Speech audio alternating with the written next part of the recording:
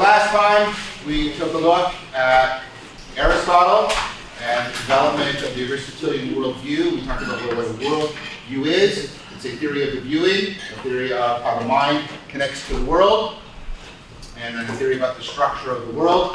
And what we saw is that Aristotle had conformity theory, where, of course, to remind you again, form doesn't mean shape, it means structural functional organization.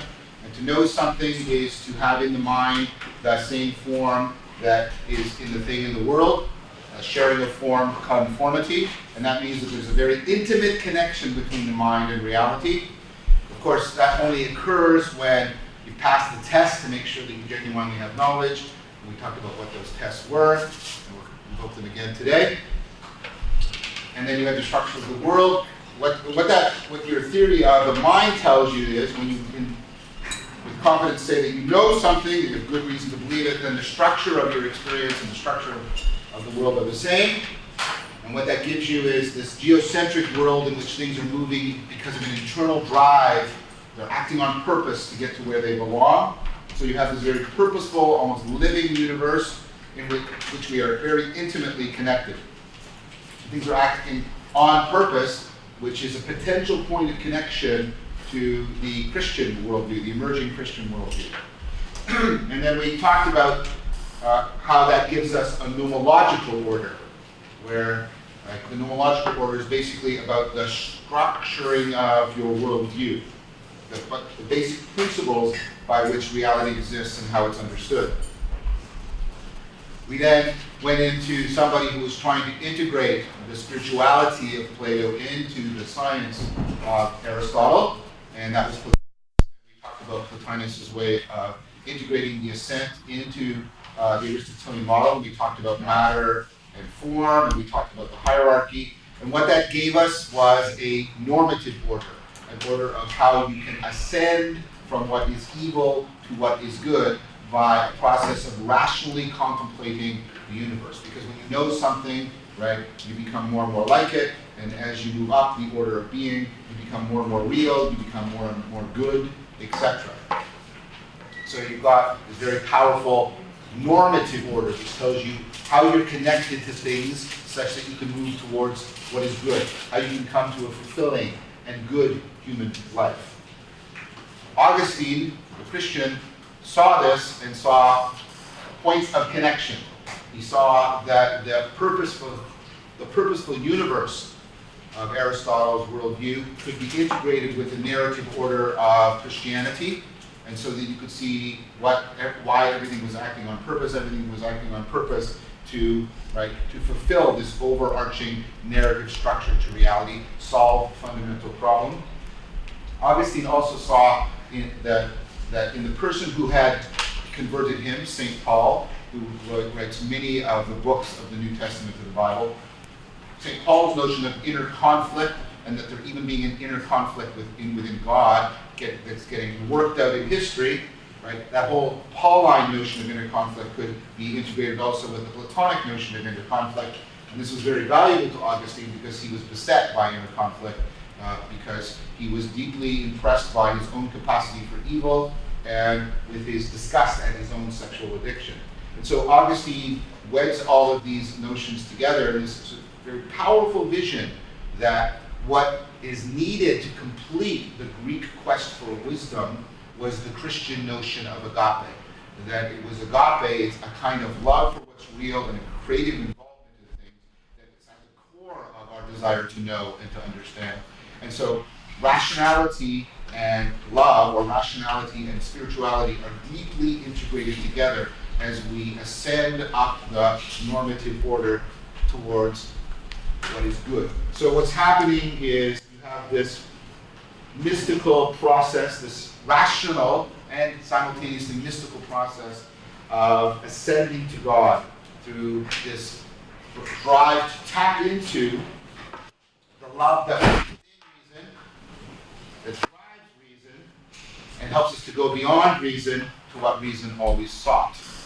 And so you've got this very powerful integration of these three orders coming together: the narrative, the nomological, and the normative order in Augustine. And he's doing this at a time when the classical world, the ancient world, is collapsing, the Roman Empire is collapsing, And so a foundation for a new way of organizing civilization has been afforded by Augustine. We then step out of that and turn the clock back again in time, because with Augustine we're around 410 in the Common Era, right? We went back to around 500 BCE in ancient India, and we talked about the axial revolution coming in through Siddhartha, and we talked about the psychotechnology of attention used to transform consciousness in order to alter cognition and character, and how mindfulness is about that. And we talked about that using these psychotechnologies of mindfulness, we can come to realize that the central claim that seems to be, or even the central structuring of our cognition and consciousness, might be misleading us in a deeply deceptive fashion. This is the claim that our agency is due to and completely dependent on an egocentric narrative point of view. And one of the paradoxes of the claim, or at least seemingly paradoxical claims of Buddhism, is you can actually enhance your agency. You can think about the central thing Buddhism is offering you is freedom, where freedom is basically the enhancement of your agency. And the idea is you can enhance your agency by actually getting past the egocentric, right, self-referential narratives self.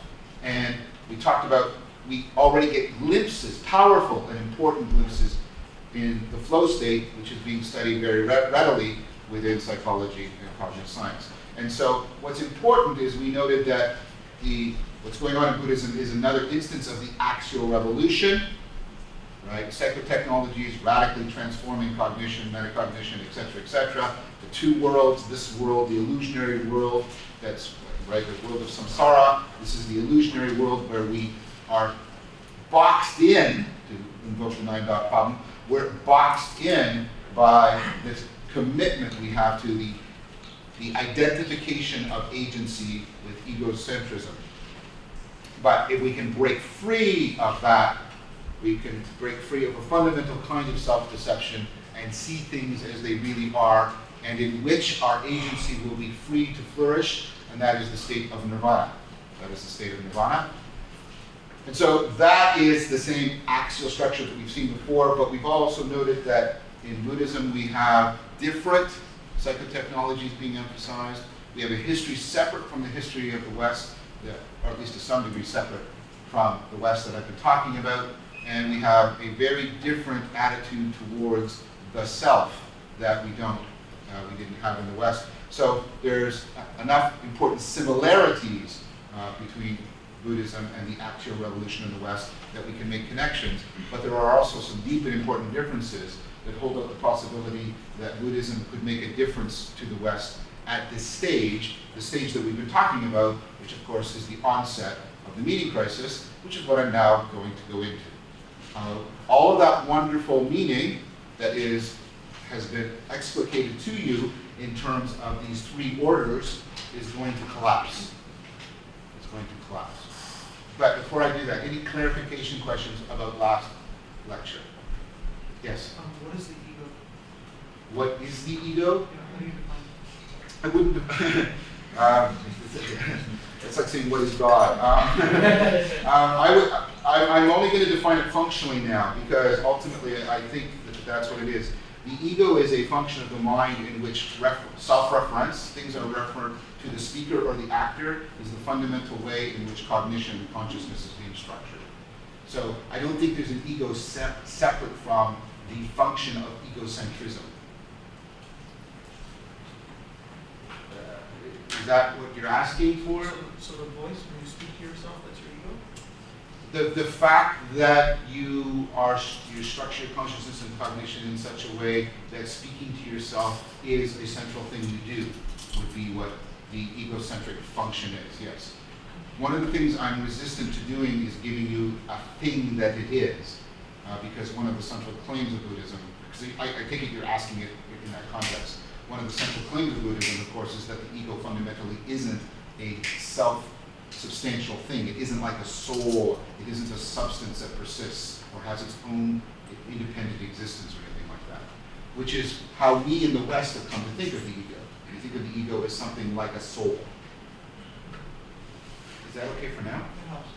Great. All right, so we have these, yes, very loudly, please. Sorry, can you explain what you mean by the three orders collapsing? Well, that's what I'm going to do today. Oh, okay. So I haven't done that yet. That was advertisement for what I'm going to do. So today what I'm going to do is go through the historical process of the collapse. Because the main thesis is going to be, not only can we get a better understanding of what meaning is in terms of these three orders, right? We can understand better what the meaning crisis is by understanding how and why they collapse, these orders have collapsed. Other questions? Yes? Sorry, I was just trying to remember, is it Plotinus who formerly you were moving from? I can't hear you. Oh, sorry, it's Plotinus for whom you're moving from the more chaotic to the Yes. less chaotic, and is that also, does that also correspond with more real and like, is this less real? Yes. More actual, more actual, more actual, more intelligible, more beautiful, better. More truth is possible, more beauty is realizable, and more goodness is actualized. So you basically need a more truth, more goodness, more beauty. And those are the three norms. These are the classical Greek norms given to us, right? The three kinds of standards by which we evaluate things. Is it true or false? Is it good or bad? Right? Is it beautiful or ugly? And the idea is if you move up this, you're getting more truth, more beauty, more goodness. That's why it's the normative ascent. Yes? Can you just quickly say why the Buddhist claim this a paradox, the one about agency? Why it strikes many people as a paradox is because many people, and this was in terms of the question that you asked me, in fact, right? The idea that the notion of a self is the idea that there is a egocentric thing that is the source of your agency. And so for many of us, because the self is such a big part of Western ontology, it should strike you as paradoxical that the way you enhance agency is by separating it from the ego.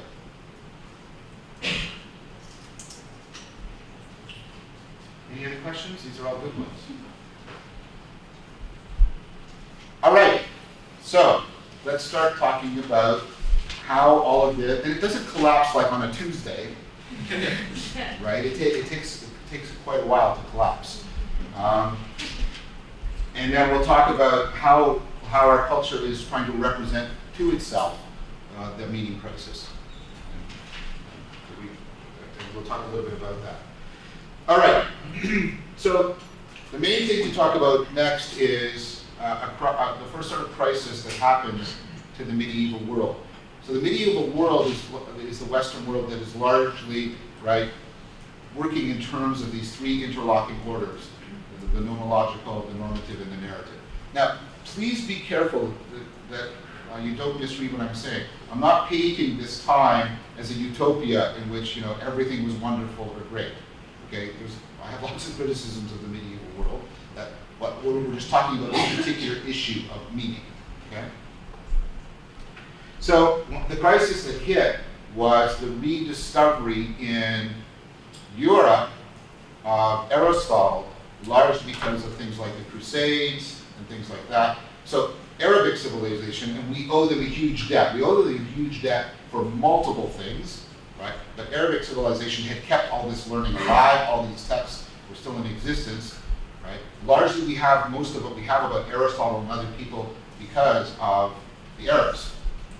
But because of the Crusades and because of the interactions in Spain, right, eventually this learning that the Arabs had preserved after the fall of the Roman Empire comes back into Europe. And this was very problematic because if you remember last time, I presented Aristotle as the equivalent in the ancient world of sort of science. Right? All of Aristotle is sort of basically how you did science in that time.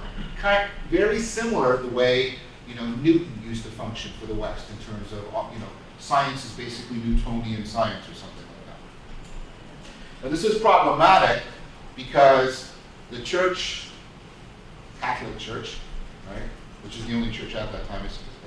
Well, there's the Eastern Orthodox Church, but we'll come back to that if we have a chance. Catholic Church can't ignore Aristotle, right? Because a lot of the ancient Christian writers mention Aristotle or refer to Aristotle, right? And the problem is, this Aristotelian worldview seems to be giving all kinds of knowledge separate from Christianity. All kinds of good knowledge separate from Christianity.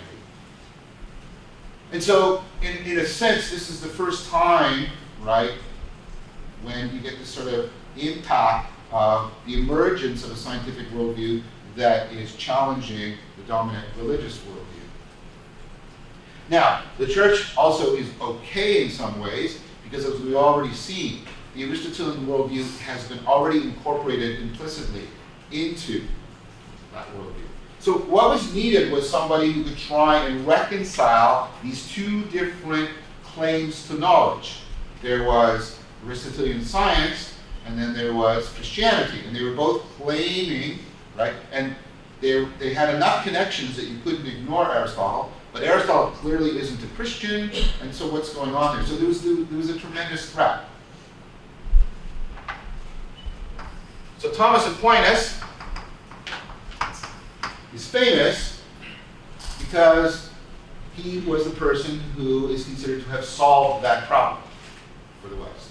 He basically made all the effort of incorporating and integrating Aristotle back into Christian Catholicism.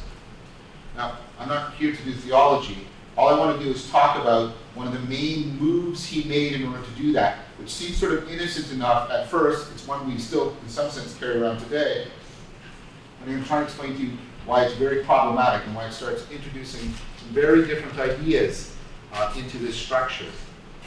So, what Aquinas does is the following. He goes back to the two worlds model of the axial revolution in order to try and save everybody, to give everybody a job. So what he basically does, remember you have the real world here, and then you have the illusory world here.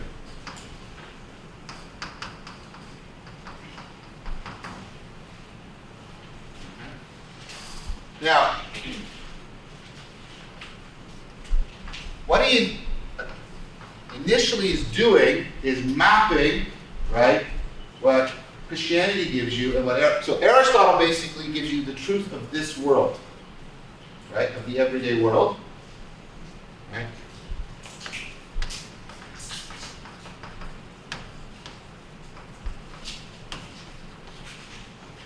Right, and then this is what Christianity gives you. And so he's going to start changing the notion of faith here, by the way.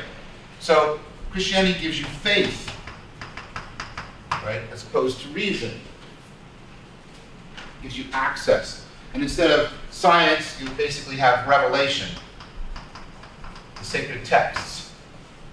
Okay? Now we're going to talk about what this means initially, but one of the first things it does is it changes this whole structure. Okay?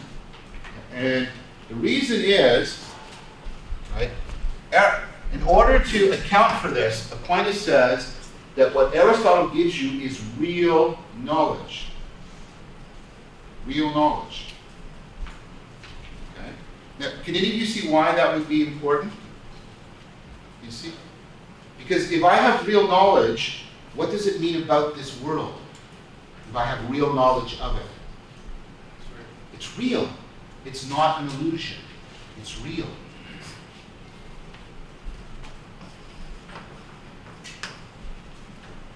Now, you've got a problem, right?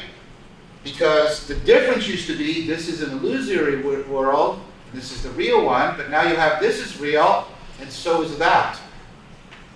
What's the difference now? What's the difference now? So, at the core of the two worlds was this difference between illusion and reality, and in order to try and get the two together, Aristotle and Christianity, Aquinas, I think without realizing it, undermines this difference in a fundamental way. It's going to take several centuries to unpack. Because one of the things you're going to be tempted to do is say, if these are both real, is there actually any real difference between them? Maybe ultimately, there's only one world. Which is, of course, what we've come to think. Okay? Now, Aquinas doesn't want that to happen. And so instead what he does is make this distinction, which we get saddled with. This is the supernatural world, and this is the natural world. They're both real.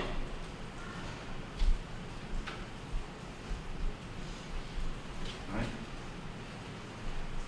So what he says, though, what he tries to do is he says, this world is only accessible to you this way. You can't get to it through reason and science. So the difference between the natural world and the supernatural world, they're both knowable, but they're knowable in different ways. They're both real, but you get at the reality differently.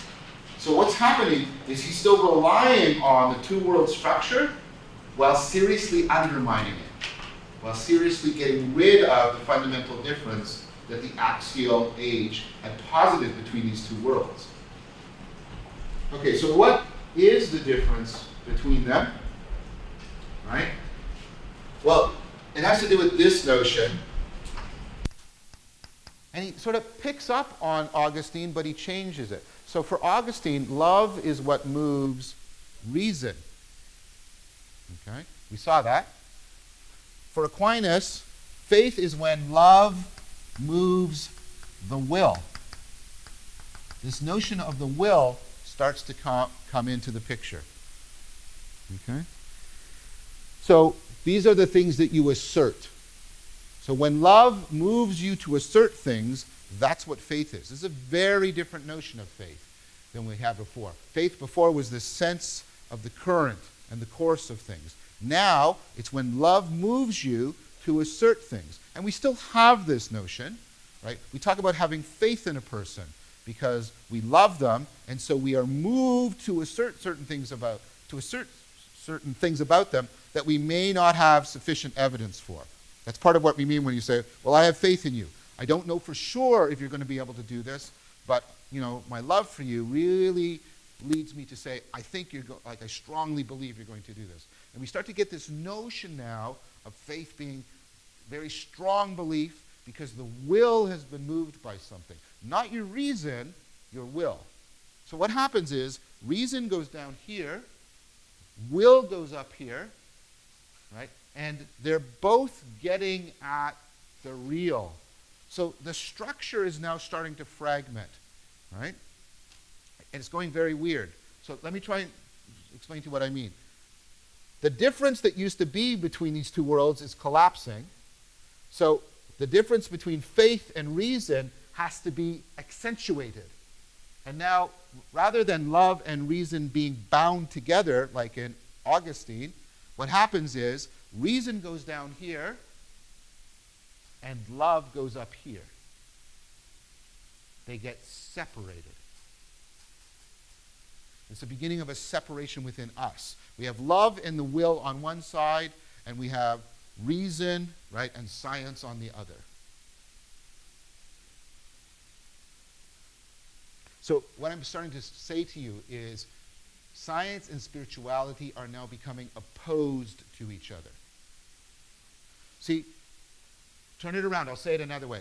If the difference between these worlds is clear, there's no reason why you have to keep science and spirituality separate from each other. Aquinas removes the difference because both these worlds are real, and now in order to keep the difference, he has to make a big distinction between science and spirituality. They are now opposed rather than being integrated together. Did that argument make sense? Did you see what had to happen? Okay. So here's the old story. Real, illusion. Okay? So both, on this story, both reason and love together take you this way, right? That's what we did last class, yes? What's this one saying? Here's the real here, and here's the real here. Reason gives you this, and love gives you this. Do you see the difference between the two? This is an ascent. This is a division. Science and spirituality get pulled apart.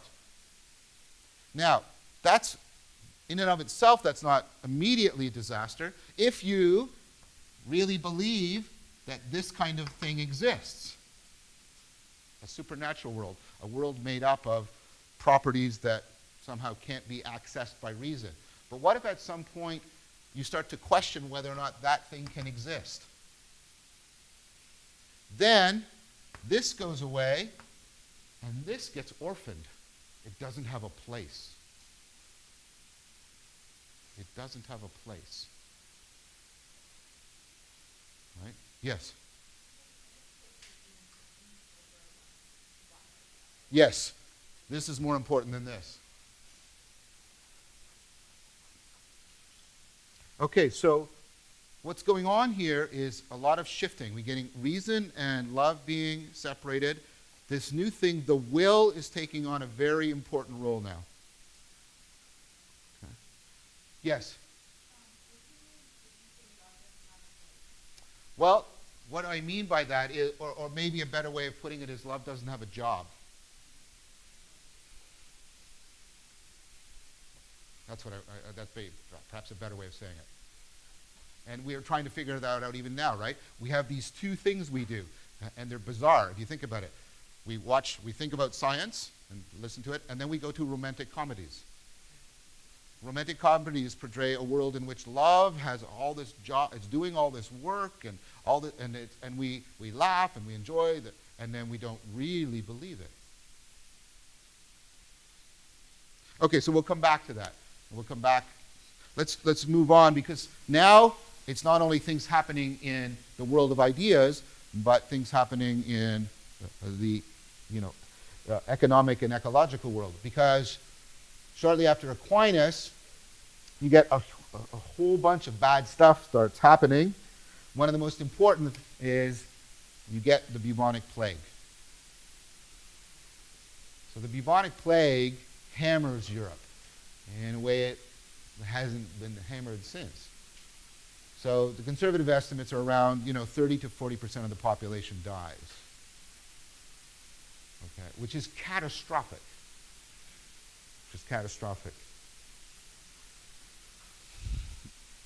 Now, that in and of itself,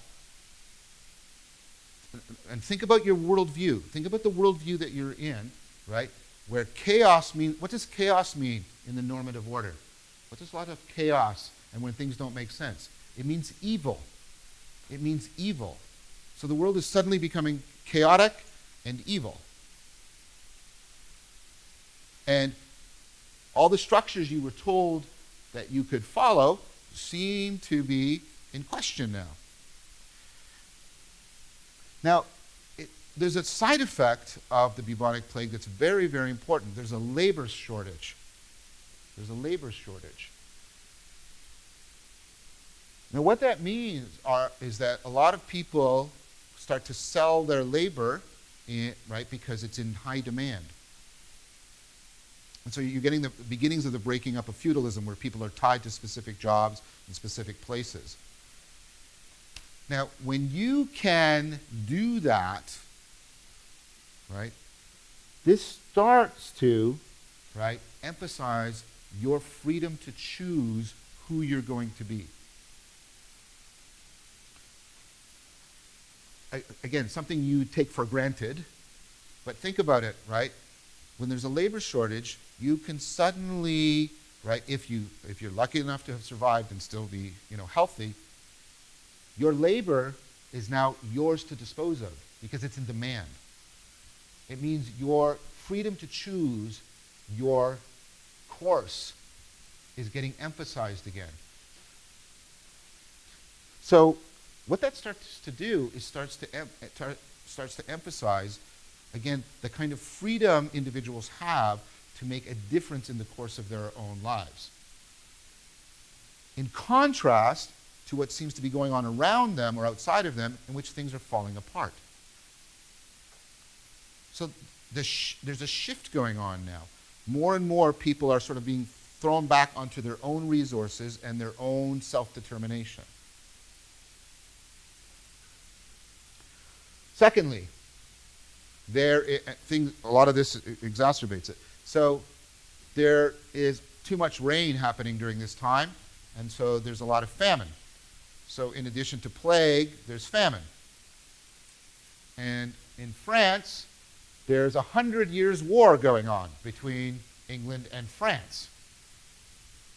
Around this time, the church goes into a civil war because it has at one time, three popes, each claiming legitimacy. Right? One of the weird events that goes on here, right, is the rise of the Cathars. So I've got to take a break here to quickly talk about the Cathars and who they are and what it means.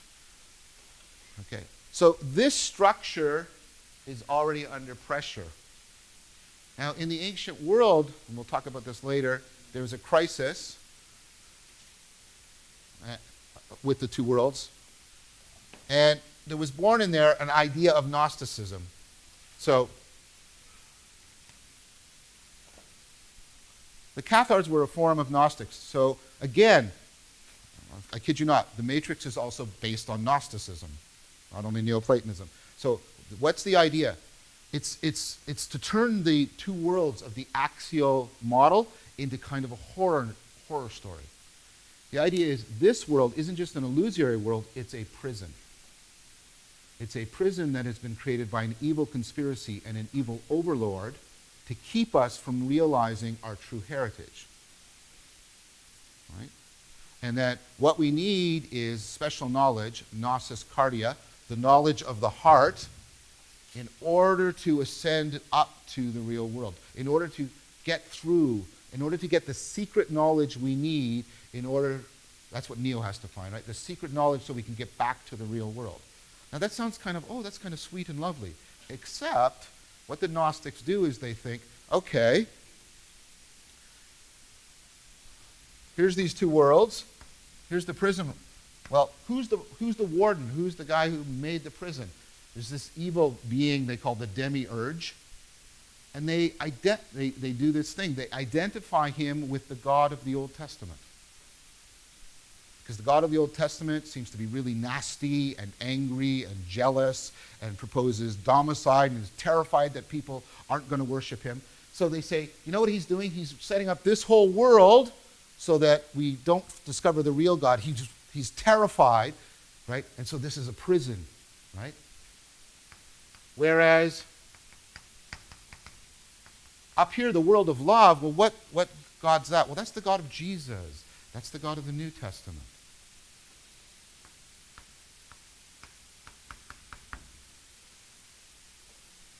Right?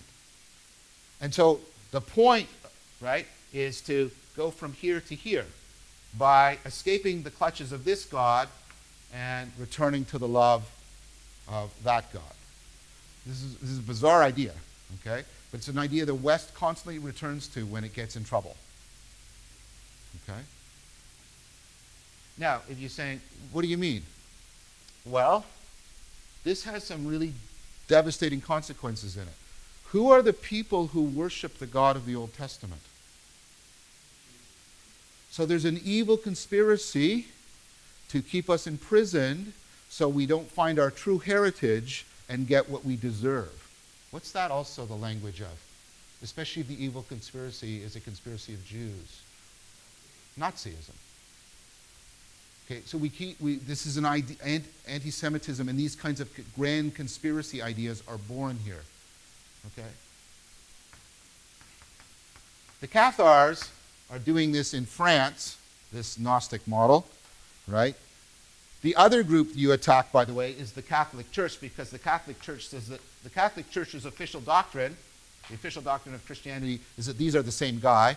And remember, Paul tried to reconcile all that by saying, this is the God of justice and this is the God of love. Remember we talked about all of that? Okay, so what's going on here is the Catholic Church is also threatened. And so the last crusade, many people don't know this, is not against the Arabs in the Middle East. It's against the Cathars in France. The Catholic Church it's like something out of Tolkien, these huge armies and these huge Cathar castles and trebuchets, and it's a huge horror. And people are watching the Catholic Church making war on Europeans on a titanic scale. All of this is happening. You've got like the 4 horsemen of the apocalypse. You have death and war, famine and plague, hypocrisy, because the Catholic Church is divided. It's attacking its people. You seem to have heresy and everywhere.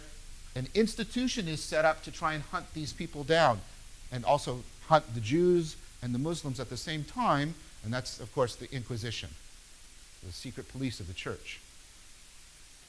So now the world becomes very threatening. It's astonishing, that's the kind of pressure that century and a half puts on Western civilization. So a lot of the things that people had believed in are being undermined. Not just intellectually, like in Aquinas, although that's important, but also concretely around them. It's all falling apart. So more and more what's happening, right, is people are trying to figure out, okay, how do we reconceive of things, and how do I take charge of my life? Because I now have the freedom to do this, and it looks like I have to do it, because the world, I can't rely on the world to do it for me anymore.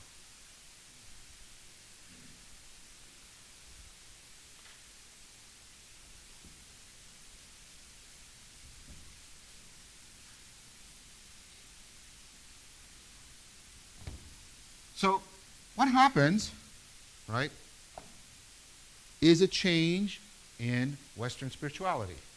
It starts to undergo a change in order to try and accommodate all of these things that have happened. Both Aquinas' sort of, at least, I don't want to say destroying, but at least putting under pressure the old axial model, and all of the stuff that's happening all around them. And what happens is an appropriation of that gap that Aquinas made between spirituality and rationality. So you have a group of people that are in Germany called the Rhineland mystics, who are the harbingers of this new spirituality. Please pay attention to the fact that Germany keeps playing a central role in a lot of these moves you're going to see happening. Okay. So, previously, the model of spirituality is that spirituality is self-transcendence through ascent, through rational, it's something that's simultaneously rational, love-driven, mystical at the same time. That's no longer plausible to people. Aquinas has, separated that, and, rationality is being pushed aside because will is much more important in this chaotic world. Rationality is about finding an existing order. Will is about making an order where there is none. So rationality diminishes and will, grow. The prominence of will grows.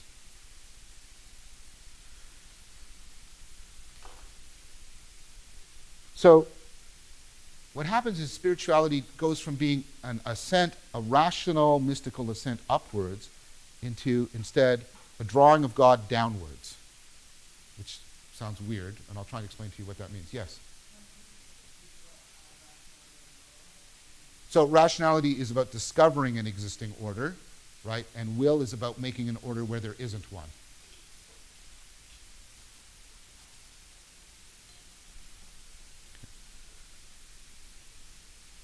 So what happens is spirituality now becomes a matter of will. And so love gets reinterpreted.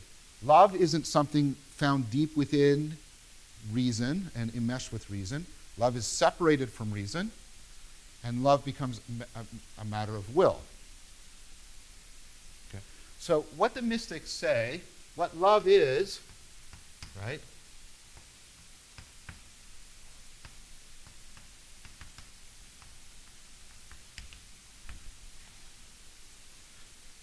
So love is where instead of imposing your will, you turn the will back on itself. The will negates itself. So the metaphors are changed. Previously, spirituality was making an ascent to God. Now, what spirituality is making a space within yourself into which God can flow. So what you have to do is you have to stop your will imposing itself so that God's will can flow into you.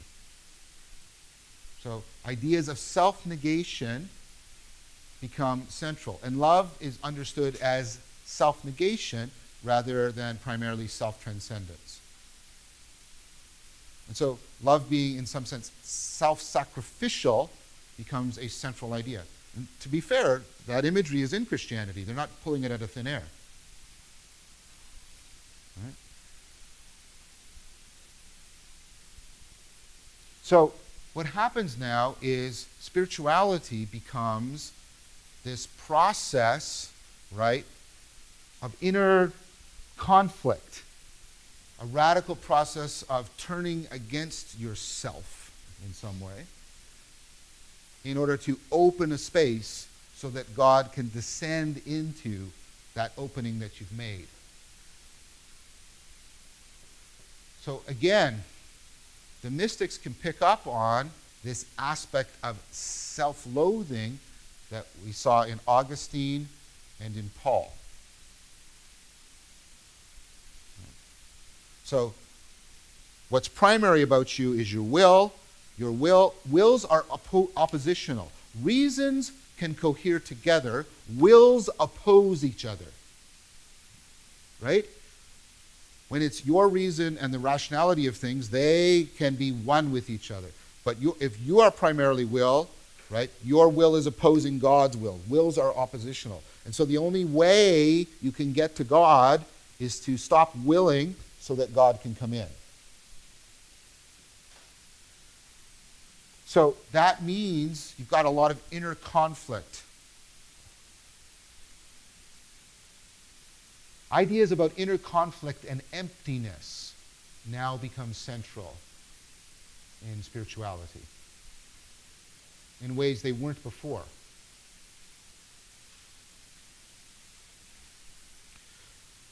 So it's a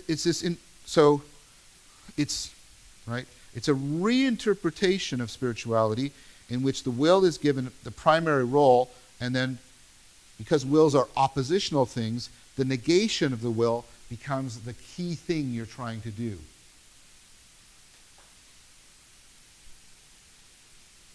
Now, that gets taken up by philosophers and theologians. So William of Ockham, where we get Occam's razor from, actually picks this up. And what he then asserts, once you've switched to this new form of spirituality, he takes it back and changes the worldview. He says that God's will is prior to and more important than God's reason. This notion that God's will is his defining characteristic becomes prominent. God is not bound by reason. That would have been very strange to say that to Plato, Plotinus, or even Augustine. Yes? So up until this point, was God not yet sort of rational authority on anything? He was not necessarily God is, if you mean not yet, like in Augustine and Plotinus, God is the completion of rationality. God's orderliness and his essence are one and the same. God is the source of order because he is so ordered himself, right? Whereas now what's happening is, right, God's will is taking priority. He's not bound by the rules of reason in any way. He's not bound.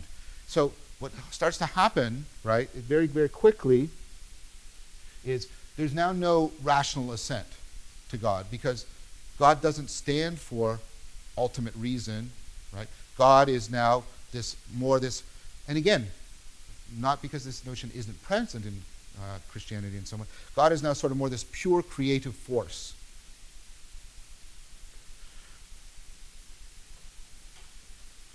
The idea is that any order that exists in reality is imposed by God's will.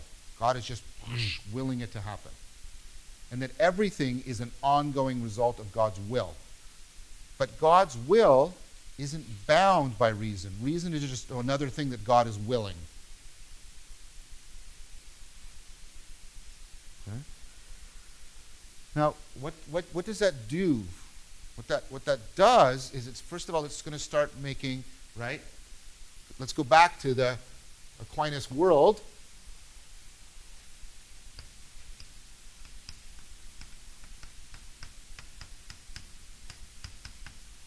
Right?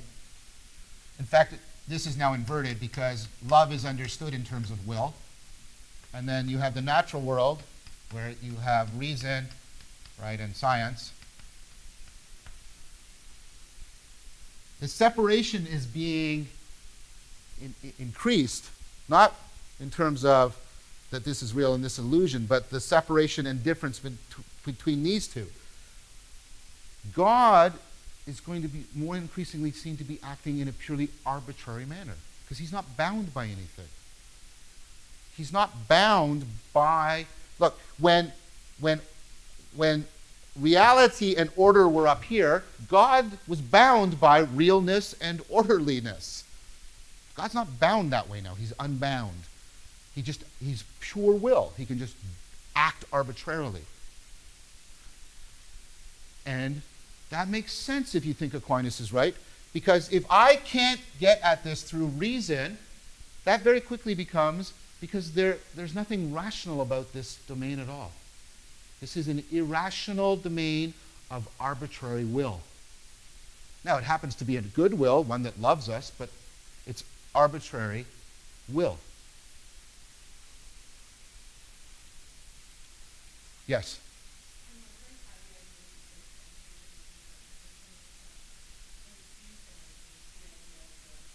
Yes. Very much. So the will is, in a sense, the egocentric projection of order. So yes, very much. This notion, which I was going to move to, but you're foreseeing it, which is good, thank you, right? That this is going to be, it looks like it's weakening because you have to do all this self-negation. But what it's telling you is the fundamental reality is this egocentric reality. The place from which the will emerges. Okay, now, what Occam also does is it says, we're actually like God. Right?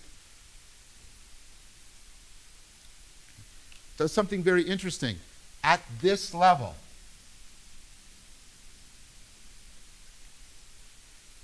so the way God acts on this world, we act within this world. Now, what do I mean by that? Occam basically proposes that all the patterns and relations we see in the world aren't in the world. We only impose them. It's our mind imposing that order on the world by our use of language.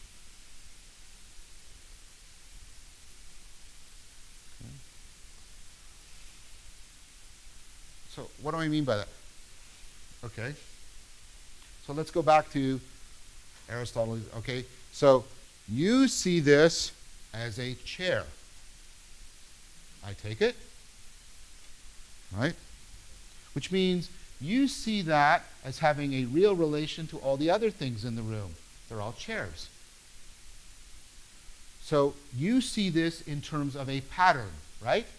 This is a chair, which is to say, it belongs with all these other things. They're all, in some sense, together as chairs. Is that all right? Do you understand what I'm talking about? What Occam is saying is, no. That pattern doesn't exist out there. Think these are, you only see these all as belonging together because you put them under the same term chair. They're all just whatever they happen to be. They're radical individuals, and there is no such pattern in the world. You're imposing it on the world with the will of your mind. It's a very sort of,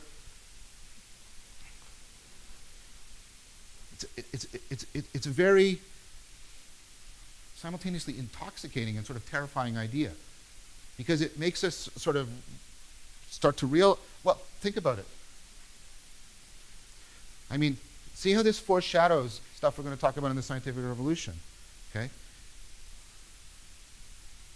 What makes this a chair for Occam isn't because of anything that's intrinsic to it, but only because the mind has grouped it with a bunch of other things. The mind could have grouped this, this, and this together, and then we would see it as something else, a Geblüpfer or whatever. Okay? We see it in terms of connections that are only there because of what the mind does. Yes? Yes. What Occam is saying is that categorization is something that the mind imposes on the world, not something the mind discovers in the world. So it's the transition again. The old view was reason finds an order in the world, and that's what happens when we categorize things. The new view is there's no order there. The will is imposing an order, and that's what we're doing when we're categorizing. And we talk today, both talks. Just hang on, I see your hand. We talk both talks. We talk about discovering that something is, we discovered that that's actually a turtle. It belongs to that category. We thought it was a lizard, but it turned out to be a turtle. We talk as if we're discovering something. But on the other thing, we use this metaphor. When we're categorizing, it's like a cookie cutter. We're just cutting up the world however we want to cut it up. The first is, right, Plotinus, or at least Augustine. The second is Occam. And you can't have it both ways. Right? So, what was your question? A kind of it. I mean, in the sense of linguistic determinism, yes. The way we use our language structures how we see the world. But for Occam, it's a much more comprehensive than the Sapir-Whorf idea. So it's not just that we see different kinds of snow, or we see things blah blah blah like Sapir and Whorf do. It's that a lot of what we think is in the world is actually only in our mind. It's not a difference of kind. I'm saying that Sapir-Whorf is a version of Occam. What I'm trying to get you to see is Occam is much more radical than Sapir-Whorf. It's just a difference of degree. It's like everything, not just some of the broad things that Sapir and Whorf talked about. Everything is in that sense determined. Perhaps you read Sapir and Whorf more strongly than I do. Or if that's the case, just take the Sapir-Whorf hypothesis and put it on steroids and amphetamines, and then you have Occam. Okay? Sorry, so it's like Occam is sort of, like development from right and mystery. Yeah. It's sort of, it's not just that you have to make space for God. It's that like this world is just totally illusionary. Like all the laws or like orders or categorization we sort of discover is like or arbitrary cutout. Yes. But there's also some kind of like real thing that's like a place for the God, and that's why you should like sort of like withdraw and like self-engage. Yes, that's exactly right. So the idea that for Occam there is realness here. This world isn't an illusion. It's real, but all that's real are the individual things that make it up. Anytime we think of something beyond its individuality, whenever we put it into any kind of mental grouping, then we are just imposing an order on there that isn't real. Now this is kind of strange, right? That's why when people glibly invoke Occam's razor, like Richard Dawkins and Occam's razor, blah, blah, it's like, you don't want to get out Occam's razor. Okay? Occam's razor is going to cut stuff away that you think is real. Okay? It's not like, oh, I'll just get rid of some of the silly ideas of the creation scientists. Occam's razor cuts out most of the entities that physics thinks is real too. Okay? So my general advice is leave Occam's razor in the medicine cabinet. Unless you want to be really consistent with it. So, what does all of this mean? Because many of you are going, I don't care about this, it's kind of arcane metaphysics. What it means is the conformity theory is broken. The mind isn't conforming to the logos of things, to the structure of things. The mind is imposing a structure on them. It's a domination model as opposed to a conformity model. And that's the main thing that I need you to hear from this. What's happened is this, which is the metaphors for this were metaphors of love, right? Of conformity, of unity. That is being replaced with a metaphor of domination.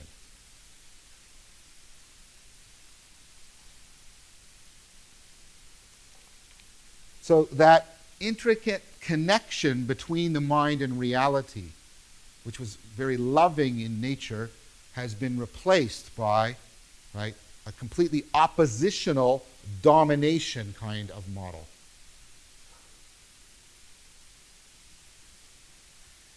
Again, can you see why people would want that? Who wants to be conformed to the world of the 14th century?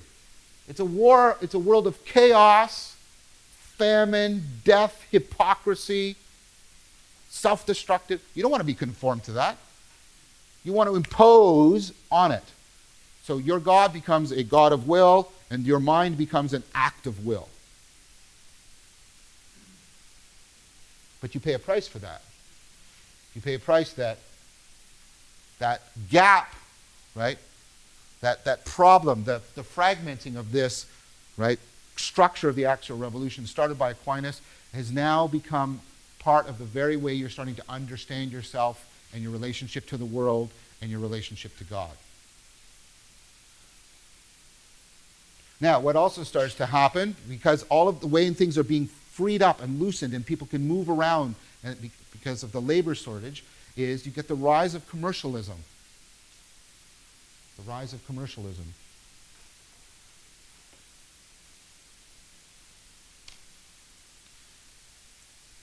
Okay, so commercialism requires people move long distance for it to be a source of significant wealth. Because the way commercialism ultimately works is you have to deal with, disparity in the existence of things. What do I mean by that? That sounds like really... Okay, so, here I am in England and I have lots of wool. And now if I ask somebody, what do you give me for some wool? They'll go, not much, because there's lots of wool around. But if you put that wool on a ship and you sail far, far away where they don't have wool, and you say, what will you give me for this wool? They'll say, whoa, I'll give you some gold. And then you go back to England where the gold is rare, and you say, how much wool can I get for this gold? Well, you get quite a bit of wool, because wool's not that valuable, but gold. And then you take that wool back to this other place, and you get more, and you just sail back and forth, and you're getting money. It's like magic. Right? I'm not making anything. I don't belong to the land. I'm not an aristocrat. I don't belong to the church. I'm not an artisan. I'm nothing. And look at me. I'm getting wealthy. You become the notion that you're self-made, that your will is your dominant faculty, is again being reinforced. Now, what's also happening is a bunch of things start to happen. There's a problem with ships and waiting for your ship to come in, as we still say, even though most of us don't depend on ships coming in anymore. Right? The problem with ships, they sink. And the thing when the ship sinks is it's a complete catastrophe. It's not like, oh, the ship sank and I lost a little. You lose everything. Right? So, what people do is they start to create structures to deal with the risk.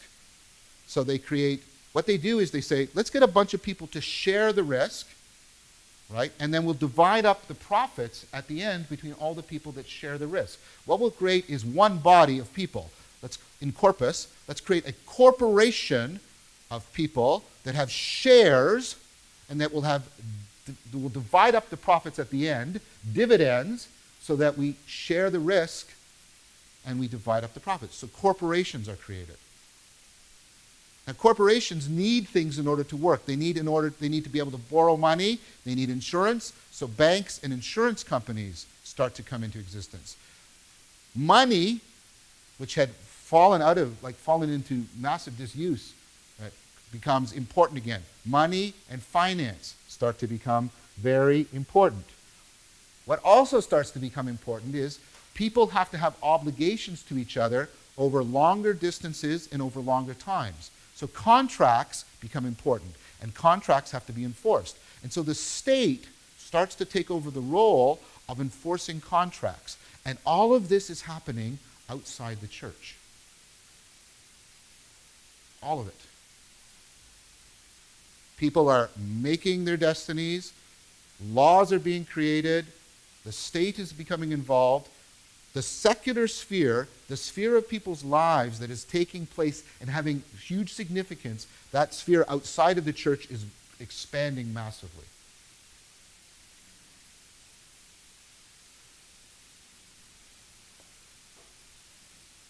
It also means that people are being exposed to ideas and cultures and languages other than the ones they grew up in, which means they're starting to get some flexibility in how they are willing to think about things, which makes sense to them because they see themselves increasingly as self-made, as imposing an order, as creating their own destiny.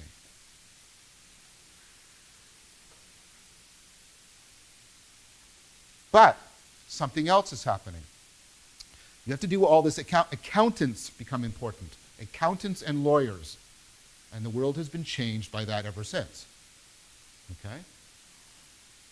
Now, what happens is a new psychotechnology comes in to help with this. A psychotechnology that came through the Arabs. It's called Hindu Arabic numbers. Before that, people were using Roman numerals. You all know what Roman numerals are. You've seen them, right? Have any of you ever tried to do any math with Roman numerals? Yes, see what he's doing? He's shaking his head in despair because it really slows you down and it's cumbersome. But, you know, the Hindu Arabic numbers, right? You have this little thing. There's the number 1, by the way. There's the number 2. There's the number 3. There's the number 4, 5, 6, 7, 8, 9. That's how you get all the numbers. You just do this thing, and you just lift all the numbers out of it. The Hindu Arabic numbers, huge psychotechnology, massive increase in our computational power, our ability to compute things. We get that from the Arabs because of all this trade and all this commercialism. Because we're doing accounting and we're borrowing and lending, we have to start using negative numbers and integers. Right? What also starts to happen is we get an idea from the Arabs, algebra, which is an Arabic term, which we can use letters to stand for variables. All of this psychotechnology comes in, right, because you've got to now manage all this abstract finance. So math, in all of these ways, just suddenly goes whoosh, like that. Secondly, one of the ways you can reduce the risk of your ship sinking is if it gets there faster. Less time on the water, less time, chance for disaster. So what you're going to do, right, is you're going to improve your celestial navigation. You're going to pay really, really careful attention to the stars, much more carefully than you have before. And you have something you can now do. You can use the new math to keep much better track of what's going on in the heavens. Remember how much you're limited by your psychotechnologies. If you have clunky, horrible math without negative numbers and no algebra, like you just can't process the data very well. Now you have these new set of technologies. You can process the data better, and people start to also collect way more data. Because there's a terrific reward for getting celestial navigation better. The problem with that was with that improved math, that increased motivation, that much more extensive observation, people start noticing things happening. Like if you pay attention to Mars in the sky, Mars does this. The retrograde of Mars is what this is called. Now, isn't it bad enough? There's chaos all around you on the ground. And then you're looking up, and what the hell is Mars doing? Like, what's that? What's going on? Okay? And then there's a lot of attempts to try and solve this problem. And what happens is, a guy comes along, Copernicus, who says, you can solve this. And this is actually the way he puts it. So listen to the language, because we've sort of forgotten the way he put it. He said, the math is better if you put the sun at the center. Now, just pause for a moment, because that is a radical thing. Okay? What he's saying is, don't pay attention to the structure of your experience. Pay attention to the math.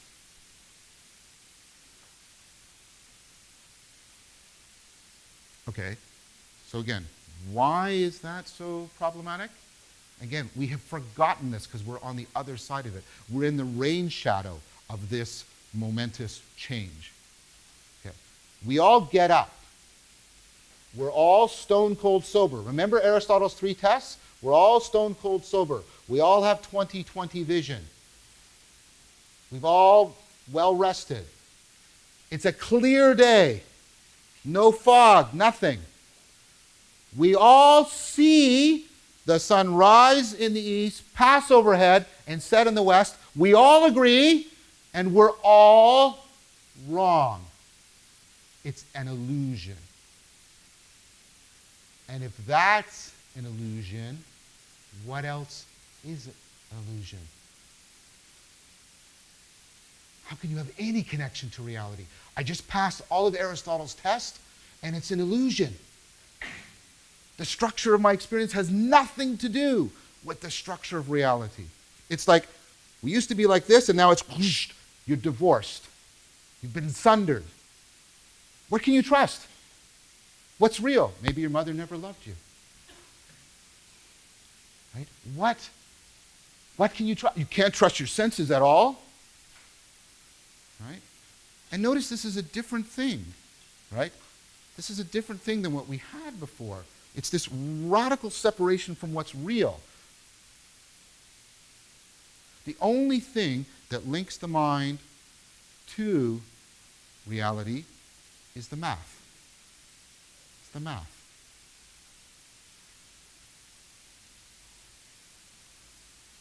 Suddenly, we're getting 2 things happening at the same time. We're getting increasingly told that the world is chaotic and arbitrary, which provokes anxiety. And then now we're being told that our mind is really disconnected from reality, which provokes anxiety. So a lot of the connections of the nomological order start to collapse. You see, right?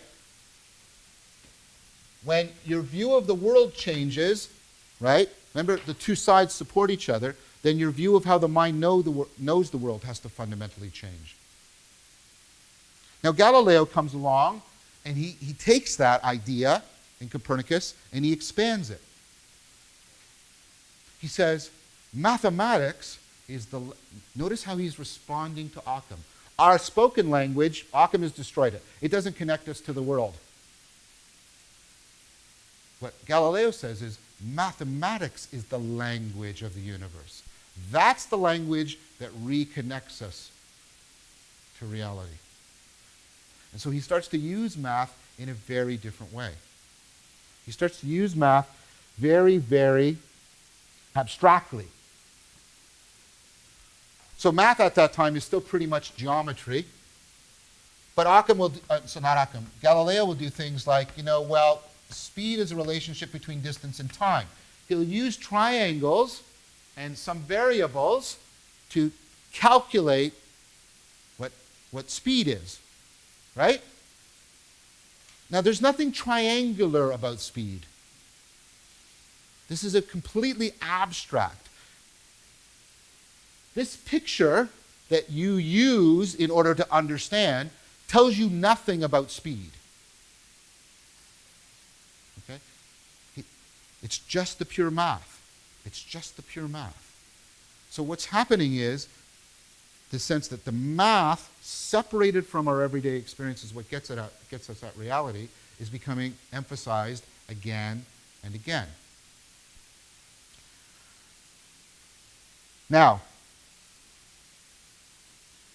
what Galileo does is he integrates the math into a new method called the scientific method.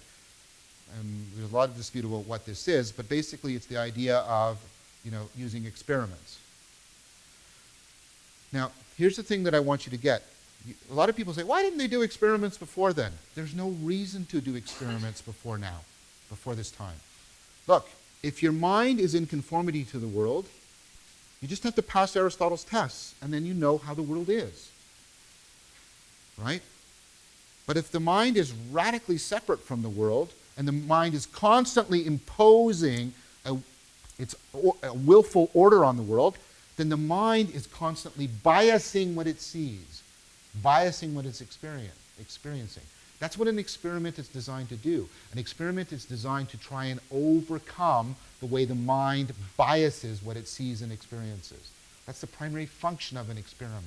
An experiment is a psychotechnology for overcoming the fact that the mind willfully imposes an order on reality.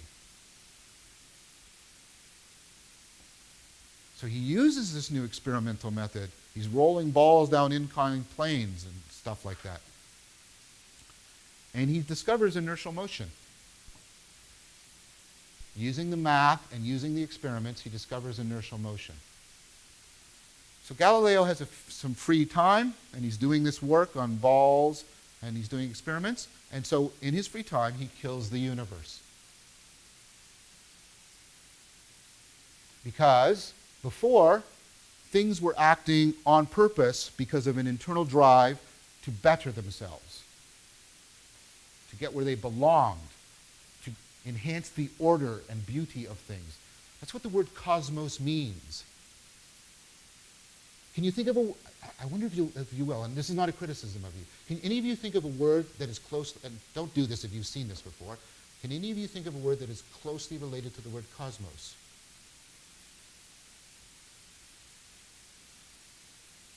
Cosmetics. Because what do you do with cosmetics? It's the beauty of things. See, the Greek world, the world we're talking about before, right, this time period, the time period of the scientific revolution, that's a cosmos. Things act on purpose. They're acting to go where they belong. They're by an internal drive to actualize themselves. And so everything comes to be in its proper place. It's a cosmos. It's a self-beautifying universe. Galileo kills that. Because now things don't act on purpose. They don't act because they're trying to go somewhere. They don't act because they're trying to, find where they belong and fit in and make everything more actual and beautiful. They just act because something smashes into something else, mindlessly, without any purpose. The universe dies. It's no longer a cosmos.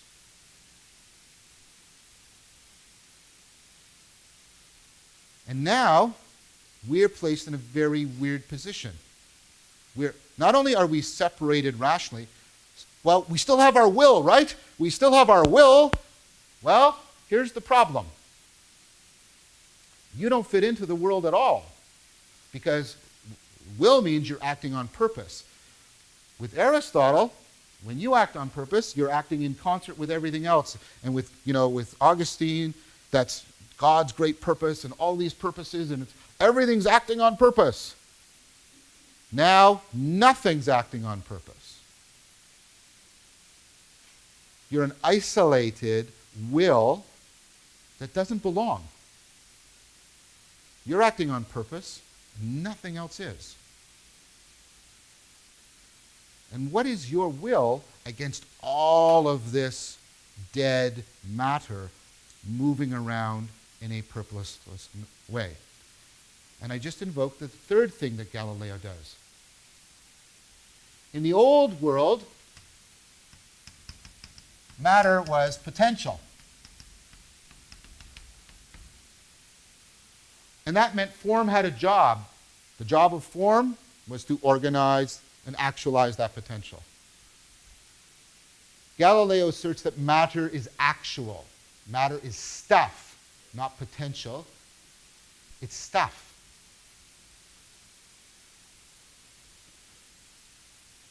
Which means patterns have no job. You can see the seeds of Occam coming to fruition here. Right? Those structural functional organizations that actualize the potential aren't needed anymore, because matter is itself actual.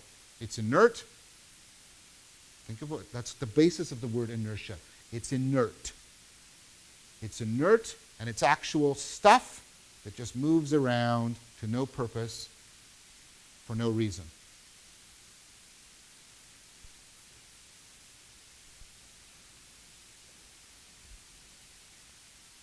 So a lot of the orders are now being significantly damaged. The nomological order is being destroyed, right? Because the conformity theory and the geocentric worldview are being destroyed. The narrative order is now seriously in question, because things aren't acting on purpose. There's no story to things. And the nomological order is gone, because we don't have the pure potential of matter up here and the pure actuality of the one up here. All of that's gone. All of that's gone. And all that's being left is, right, sort of the math, your isolated little will, and it's math. Just trying to impose whatever little order you can around you. And whatever order you're imposing isn't really the way you're experiencing it, because your experience no longer reveals to you the way things are.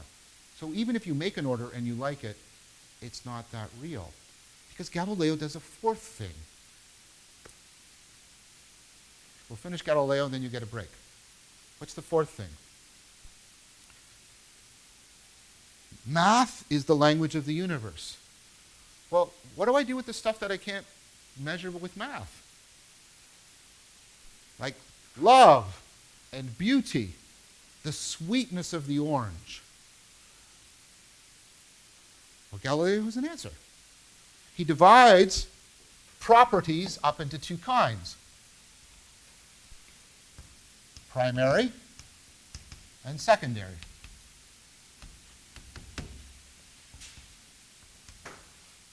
The primary properties are the ones that you can do math on, like shape, weight.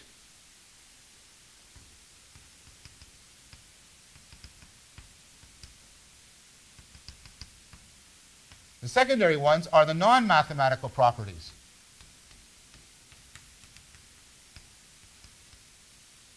Like beauty, color. Here's another non-mathematical property you might be interested in: meaning.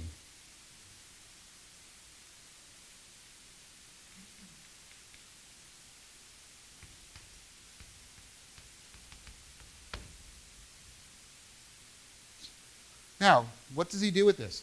Well, remember, the only thing that connects you to the real world is the math. So these are the properties that things really have. These are properties that are in the object. Objectivity. These are the objective properties. These aren't in the object. They only exist in the subject.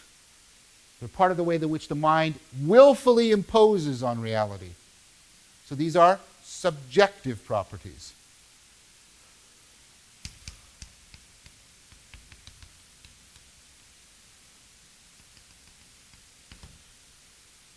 The problem is, all the stuff you care about, I bet, love, beauty, and meaning, are all here.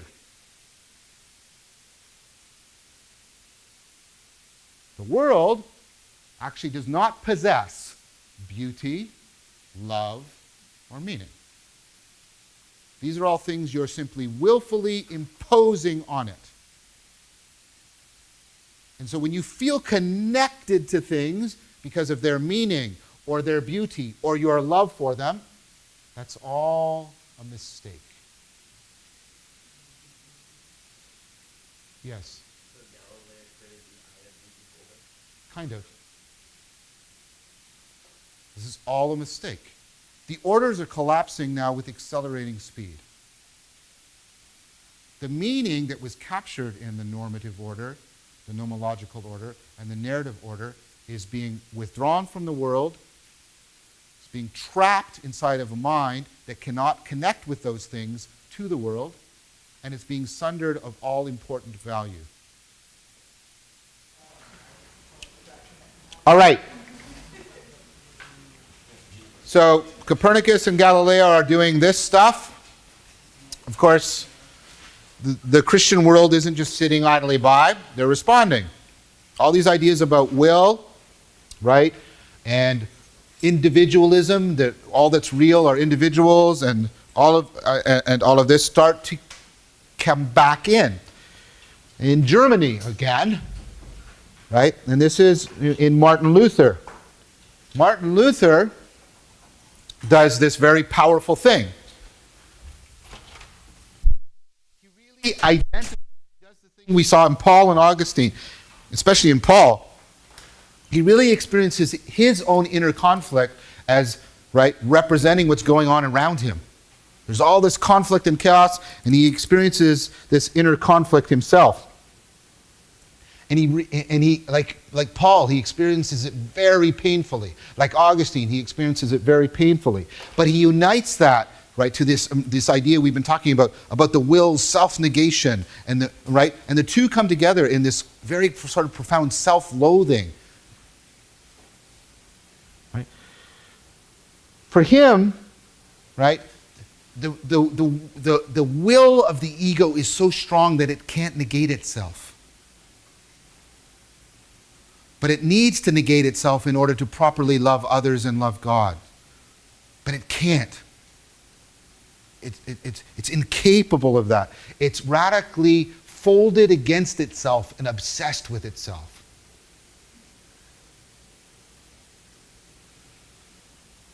Okay. So he picks up on Augustine's idea that we cannot save ourselves. Now Augustine, he meant something. He means, like we've talked about, he means being drawn upward by love. Right? That's not available to Luther. Luther takes a look at the world of the mystics and he ultimately rejects it, although he's influenced by the Rhineland mystics. He's deeply influenced by the Rhineland mystics, but he doesn't think the mystical way is the solution. He picks up on this idea, right, that we have to be saved, right?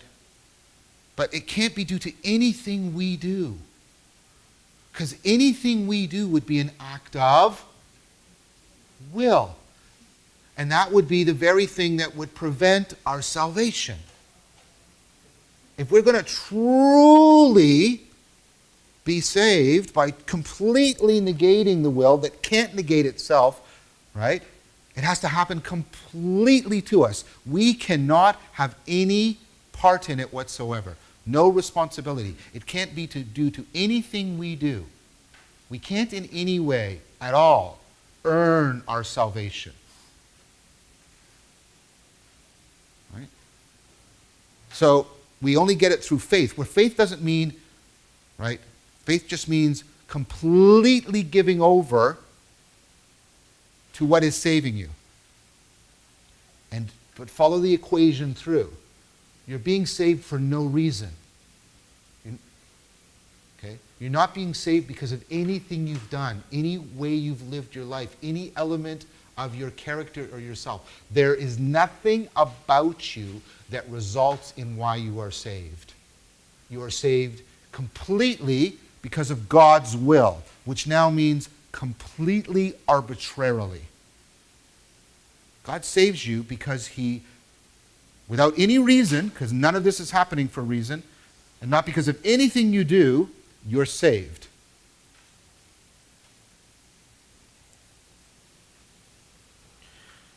Your worth and value are totally dependent, totally externally conveyed. Do you see? This is like the Galileo world, right? Your worth and value aren't internal to you. Just like, in Galileo's world, things don't have an internal drive. They're just getting smashed from the outside. Now we're in the spiritual world, it's the same thing. You don't have any intrinsic value or worth. You're only redeemed or saved because of a purely arbitrary act of God. There is nothing in you that moves God to do what he did. Because if there's any movement in you that affects God, then the whole thing is destroyed. Now think about what that means. Right? Think about what that radically means. There's no way, there's nothing. So self-transcendence is erased. There is no self-transcendence. It is erased. And any impulse towards self-transcendence is evil. Because that's, right? Because the only way you can understand that now is an act of will.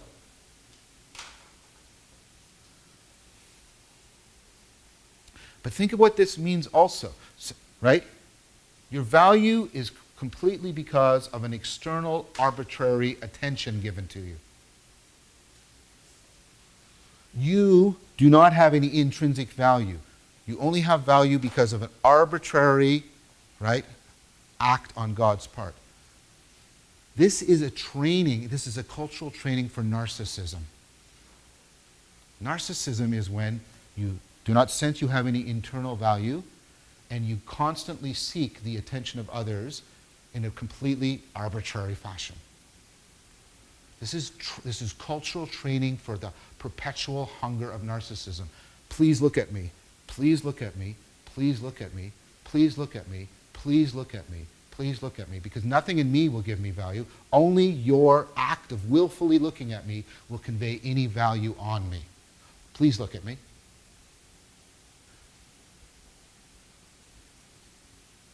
So you get right? You've got this cultural framework that is basically going to push people towards a more narcissistic orientation.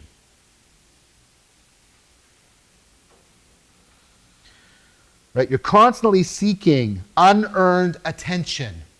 You're constantly seeking unearned validation in order to try and compensate from the outside for a value you do not possess from the inside.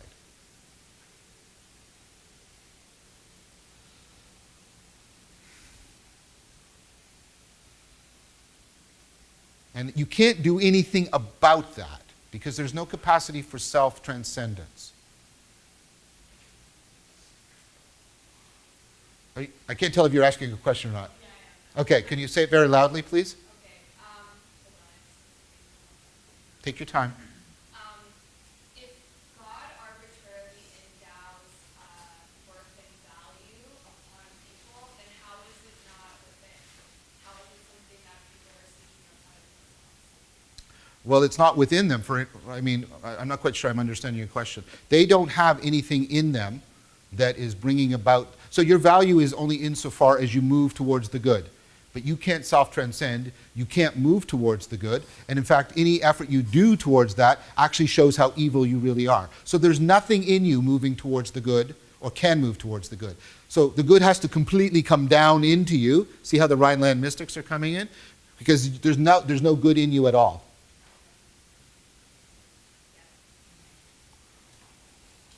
Yes. This is the idea of being saved by God's grace. Yes, and not by works, lest any man should boast. Finish the quote. Faith, right? You're saved just by faith, not by works, which means nothing you can do, so no one can boast. No one should have any pride at all in their salvation.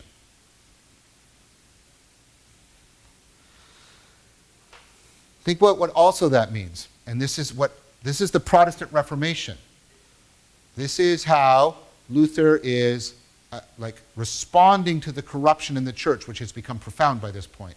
He's radically asserting, right, that the only thing that matters is the individual's relationship to God, this act whereby God saves you in this arbitrary manner. The church, tradition, all of that stuff is all will. It's all pride.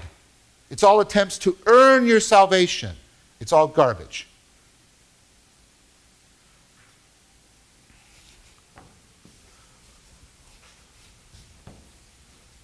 Now, we'll talk a bit about, I'm talking right now about the negative aspects. We'll talk about some of the positive aspects about this in a sec. But another one is, yes, Alan? Isn't the act of deduction to reach this conclusion in itself will? Pardon me? I can't hear you. Isn't the act of deduction in itself No, one's person's will? that was tried. So Luther had an answer to that. Even coming to the conclusions that you do that bring to your salvation are not due to your efforts. God has to, through the Holy Spirit, lead you to it.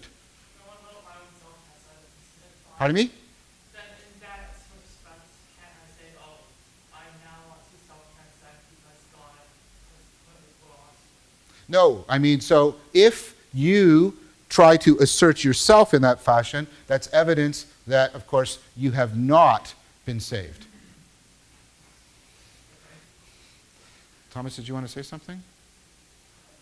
Yeah, I was going to ask, but I think that fits in with the sort of Miltonian perspective of the idea that those who are marked for grace will tend to do more good and for that kind of We're going to talk about that. We're going to talk about how this connects to capitalism and how it connects to democracy, because it deeply does. So capitalism and democracy are deeply dependent on the Protestant Reformation. But I want to finish these 2 points first, and then I promise I'll come back to those points. Yes. What does he mean by salvation? Salvation means being lifted out of self-deception, self-destruction, suffering, right? All that stuff. So what that also means comes to mean, theologically what it means, sort of mythologically. When I use the word myth, I don't mean falsity. I mean the way religions try to sort of create pictures to understand their central claims, right?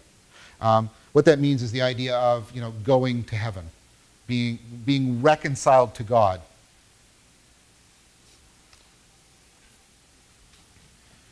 Okay, now, what happens is the Protestants, wherever the Protestant Reformation spreads, and it spreads for the reasons I'm going to say in a few minutes, the monasteries are shut down. Because monasteries are where people went to practice the old spiritual exercises whereby they could ascend to God. With the help of God's love and all that Augustinian stuff. But that whole idea is shut down. Luther sees the monasteries as great deceivers, places of great deception, because that's where human pride was thinking it could ascend to God. So the monasteries are shut down. Now, what that does is that breaks a deal that had been sort of running in the West. So there had been two institutions that had been tightly linked together. And you can see Aquinas in this. Okay? Here is where you practice reason and science and got knowledge. Here is where you practice all the spiritual stuff, and you got wisdom. There was a knowledge institution and a wisdom institution. University and the monastery. Okay? And they were tightly linked together because, right, spirituality and rationality and all that stuff were tightly linked together. Protestant Reformation shuts that down and leaves this on its own. Which is why, if I do this, where do you go to try and acquire knowledge? Where do you go? The university. Now if I ask you, where do you go to acquire wisdom? Do you? Is this a place where you're going to cultivate wisdom? You don't have any wisdom institutions. You don't have any. You don't have any cultural traditions. You don't have any worked out set of psychotechnologies. You have nothing. I call this sapiential, having to do with wisdom, obsolescence. I don't know if I'm spelling that right, but sapiential obsolescence.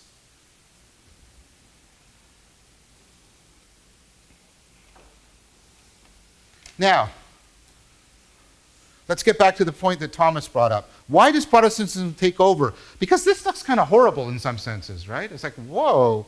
Okay? Well, first of all, what it tells you is, right, that first of all, it tells you that you can be saved, but there's nothing you can do to be saved, which is kind of anxiety producing. Because what you need to know now is you can't do anything, but like, how do I know if I'm one of the ones God chooses? The way that it was put is one of the elect, one of the ones that God chooses. How do I know? How do I know? How do I know? Right? Well, this is an unofficial sort of idea, and this was developed idea by Max Weber and others. Well, if I'm succeeding in life, it can't be that I'm not one of the elect, because surely God wouldn't let me succeed, right, if I was doomed. Because if God doesn't choose you, no matter how much you want to, you go to hell. You don't want to go to hell, because that's pretty bad. Okay? So how do I know I've been chosen? Well, there's nothing I can do, but if my life is going well, that's probably good evidence that I have been chosen. Because God wouldn't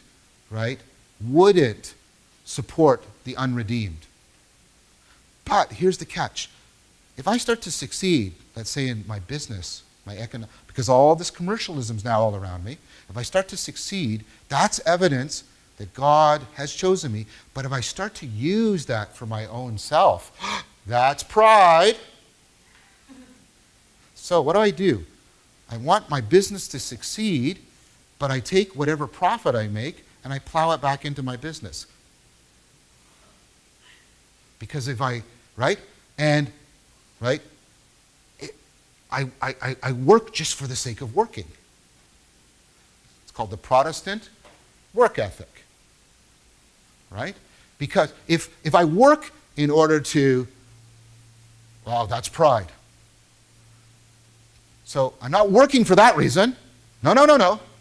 I'm working hard because it's just good to work hard. And any profit I get, I plow back into my business.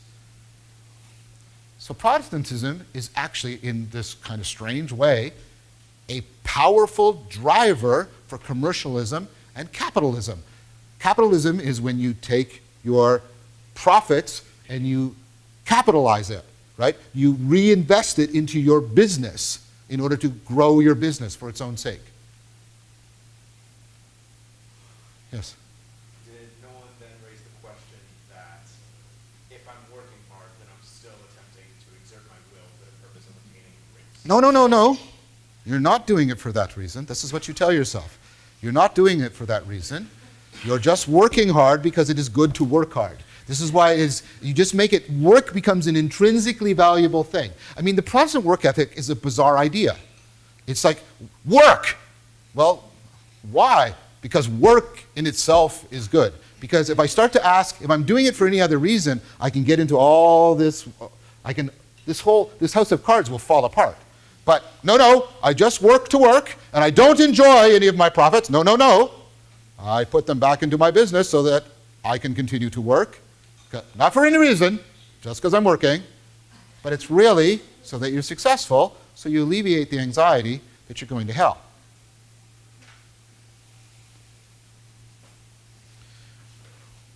Right? Now, Luther also, right, says, and this, right, this is again going to seem sort of weird, but notice this idea of election, right? He argues, now he makes a distinction, he also thinks there's now a distinction between the church and the state, because the state is run by human beings who are acting out of willful pride, and the church is run by God, right? But, so church and state are separated by Luther for that reason. And it's just all of a ramification of these ideas. But what he also says is, inside, so however the state is organized, the state has to be organized in terms of power. People's wills have to be kept in check. So when the peasants in Germany start to get this idea and they start to challenge the authority structures and they launch a revolution, Luther sides with the princes and helps to repress the rebellion. Okay? So Luther's idea is outside of the church is the world of will, and we need the state to hold people's evil wills in check. Inside the church are the people that have been saved. That operates differently. Okay? And there shouldn't be any authority. There shouldn't be any church. There shouldn't be like any priests or hierarchical structures. Right? So how are we going to run it then? How are we going to choose? Well, what we'll do is we'll elect people. We'll choose people. Right? We'll vote for them. The church inside is run democratically. You run the church democratically. You don't run your society democratically, heaven forbid. But you run the church democratically. Right? Because the only thing that really matters is the individual's relationship to God, your own individual conscience. That's all that matters. Because all of that tradition, all of that structure, all that hierarchy, that was all man's pride. That was all human pride. That was all will. That stripped away. Nobody is higher than anybody else or anything. It should be run. So, the Protestant Reformation gives people the first real taste of democracy again. And don't forget, the English Revolution, this English Civil War, Oliver Cromwell, that brings democracy into the British system and then it goes into the American system, was driven by the Puritans, who were the fundamentalist Protestants of their day. So Protestantism is attractive in this weird way because it becomes indirectly, but closely, indirectly meaning it's not an official doctrine, but closely associated with capitalism and democracy.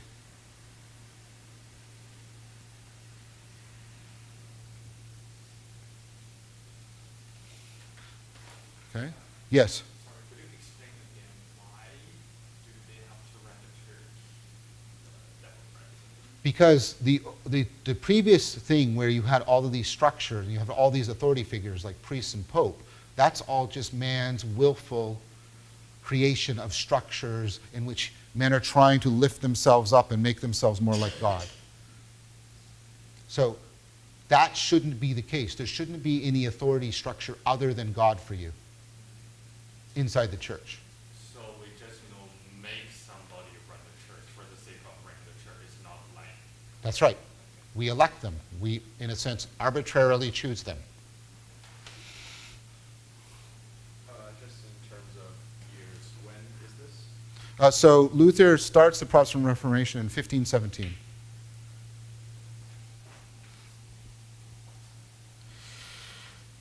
Okay, so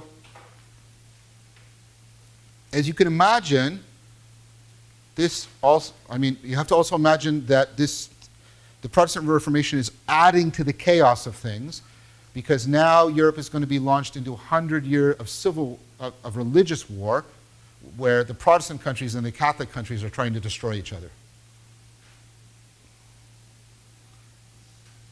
Okay? What this is going to do is, again, radically undermine the Christian worldview. I want to point something out to you, right?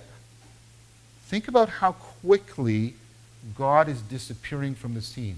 Because God is becoming more and more this arbitrary, absurd thing, right?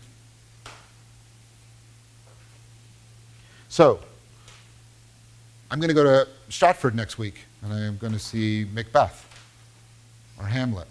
So here's Shakespeare, you know, just about 100 years after this, a little bit more, right? Think about this. Here's Shakespeare, one of the great, you know, artists of the West. Think about how absent God is from Shakespeare's world. That's how fast God is withdrawing. God is just, right? There's still the supernatural in Shakespeare, but it's just this weird stuff on the fringe that's absolutely chaotic and strange and kind of horrific. You know, you've got the witches in Macbeth, and that's creepy. And then you've got, like in Shakespeare, the skies, when, you know, are crashing in Julius Caesar, when Julius Caesar is about to be killed, and you've got sort of a ghost. But, like, where's God in Shakespeare? Where's Christianity in Shakespeare? It's absent. God is withdrawn. God is becoming absent in this palpable manner. And notice how radically disconnected people are. So Macbeth represents this will. I'm going to impose, and then it's ultimately a disaster. And think about Hamlet. Think about what Hamlet represents. Here's the guy who thinks too much. He's reasoning and questioning and reasoning and questioning. He can't connect to anything. He can't actually get going with any action. Everybody's dying around this guy because he just keeps reasoning and thinking. Where's God in all of that? Absent. Absent. You have an isolated individual in Macbeth trying to impose his will, or you have the isolated individual, Hamlet, trying desperately to make sense of it and finding that human reason is just not adequate to the task. And they're great plays, and we still go to them. The point I'm making is, like, that's way back in the middle of the 17th century we're talking about. That's how rapidly God is withdrawing. That's how rapidly God is going away. So, we've got all of these connections. The orders are collapsing. Increasing sense of disconnection. You can't trust your senses. You can't trust the church. You can't really even trust yourself. Right? The monasteries are being shut down. You're being trained to being very narcissistic and filled with anxiety. You're isolated and alone. There aren't any real connections in the world. It's starting to sound a little bit more like now, isn't it?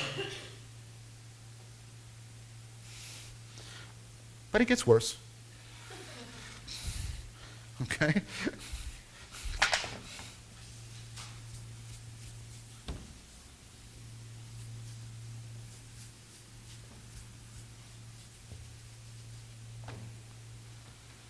Because there's a person who is deeply impressed by all of this science, deeply impressed by the math, and deeply impressed by the anxiety and crisis that's taking shape around him. And he wants to try and solve it. And his name is René Descartes. Descartes is trying to solve this problem.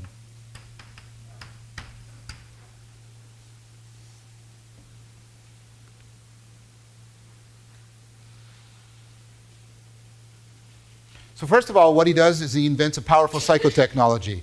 Because that's a theme that you should be picking up now, eh? Psychotechnologies come in and things change. So, what's the psychotechnology he invents? So, he liked to sleep in, Descartes. Like he was a real sack hound. Okay, and the fashion of the time was to have tiles not only on the floors but on the walls, right? And so he's in bed, and there's a fly sort of flying around. And for you and I, that's it, right? That's pretty much all we do. What's a fly? I'll either ignore the fly, or I'll get up and kill the fly. Descartes instead does something else. He realizes that he can track the position of the fly by counting the number of tiles on the floor and on the walls. So he invents Cartesian graphing theory. He invents the Cartesian, that's why it's you know it, the x and y axis. It's called Cartesian graphing because it was invented by Descartes. He invents the psychotechnology of graphing, which does this for science. Whoosh. It makes that noise too, by the way. Right? In fact, like if you're trying to publish something scientifically and it doesn't have a graph in it, you're doomed. Nobody will publish it. It's got to have a graph. Now, why is graphing so important? Because what it does is something really cool. It allows you to take any shape or any figure and convert it into an equation.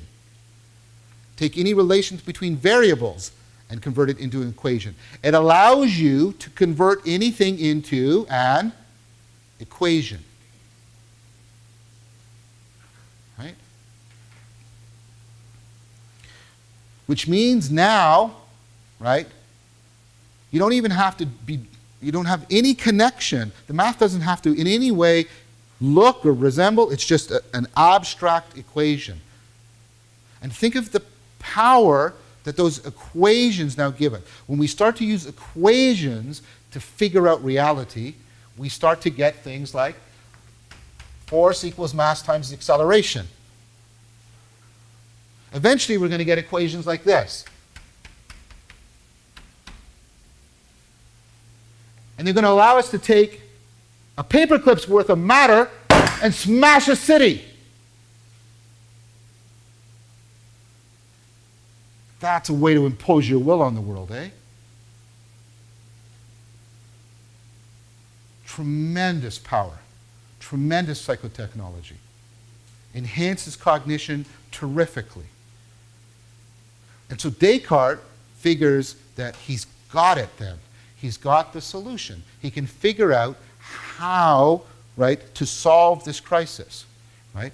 What he can do is basically trying to get us to think completely like this. Try to turn your mind into representing everything in equations and then manipulating it in a purely logical fashion. Basically, everybody should try and make their mind operate as much as they can like a computer. As much as they can like a computer.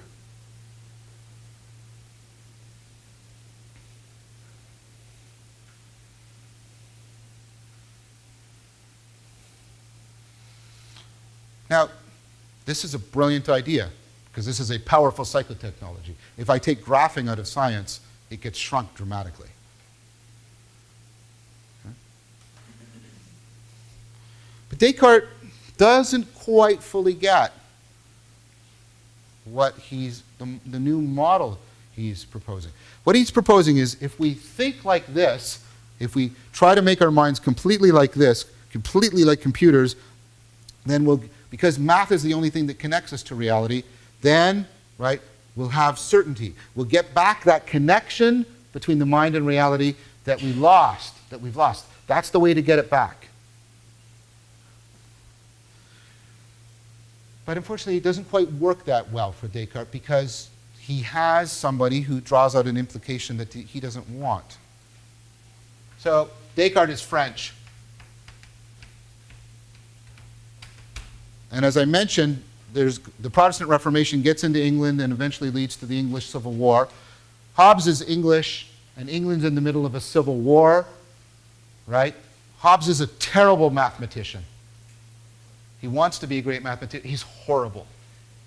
So Descartes looks at Hobbes, and he's English, and he's French. And the French are in ascendance. The English are in the middle of a civil war, and they're killing their own king. Come on. I'm a great mathematician. He's a failed mathematician.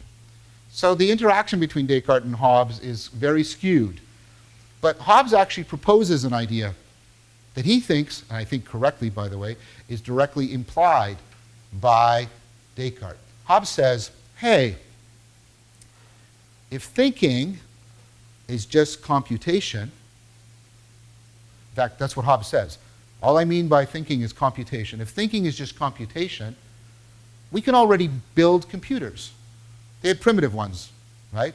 You know, an abacus and the beginnings of some mechanical adding machines, right? But we can build computers. We can just take matter, because now matter is actual stuff.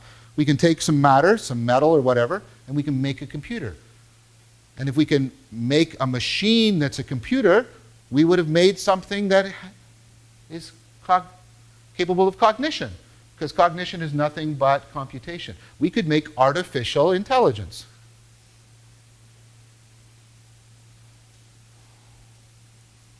So see, I'm trying to show how almost always when there's these psychotechnologies, our understanding of ourselves gets changed. And when the psychotechnologies are sort of scientific ones, that almost always has something to do with important ideas that are going into cognitive science. Now, why is that such a strange idea? Because what Hobbes is saying is, you don't have a soul. There's nothing immaterial about you at all.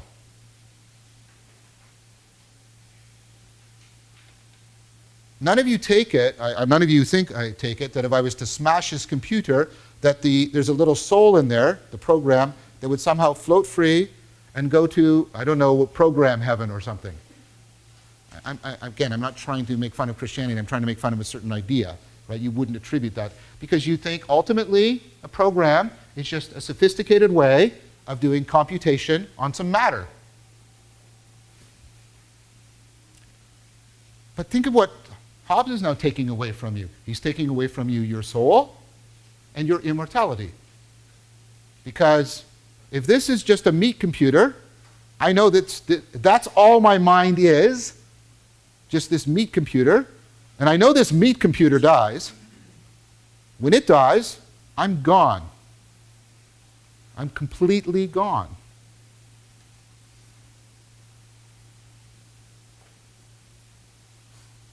There's nothing immaterial about me. There's no soul inside of me. I'm just a meat computer. And when the meat's dead, when it inevitably is, that's it. So, the universe has been killed by Galileo, and Hobbes is basically killing your soul and any hope you have of any kind of immortality. That's why Hamlet is already wondering if there's any kind of life after death.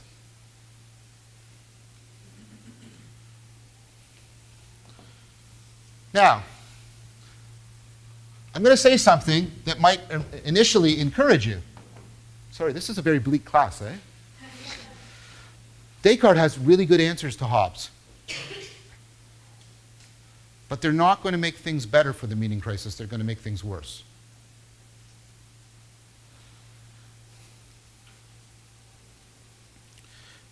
So what Descartes says is, Hobbes, you're an idiot because you're not paying attention to the scientific revolution.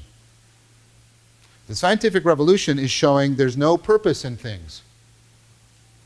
There's no meaning in things. So this is Descartes.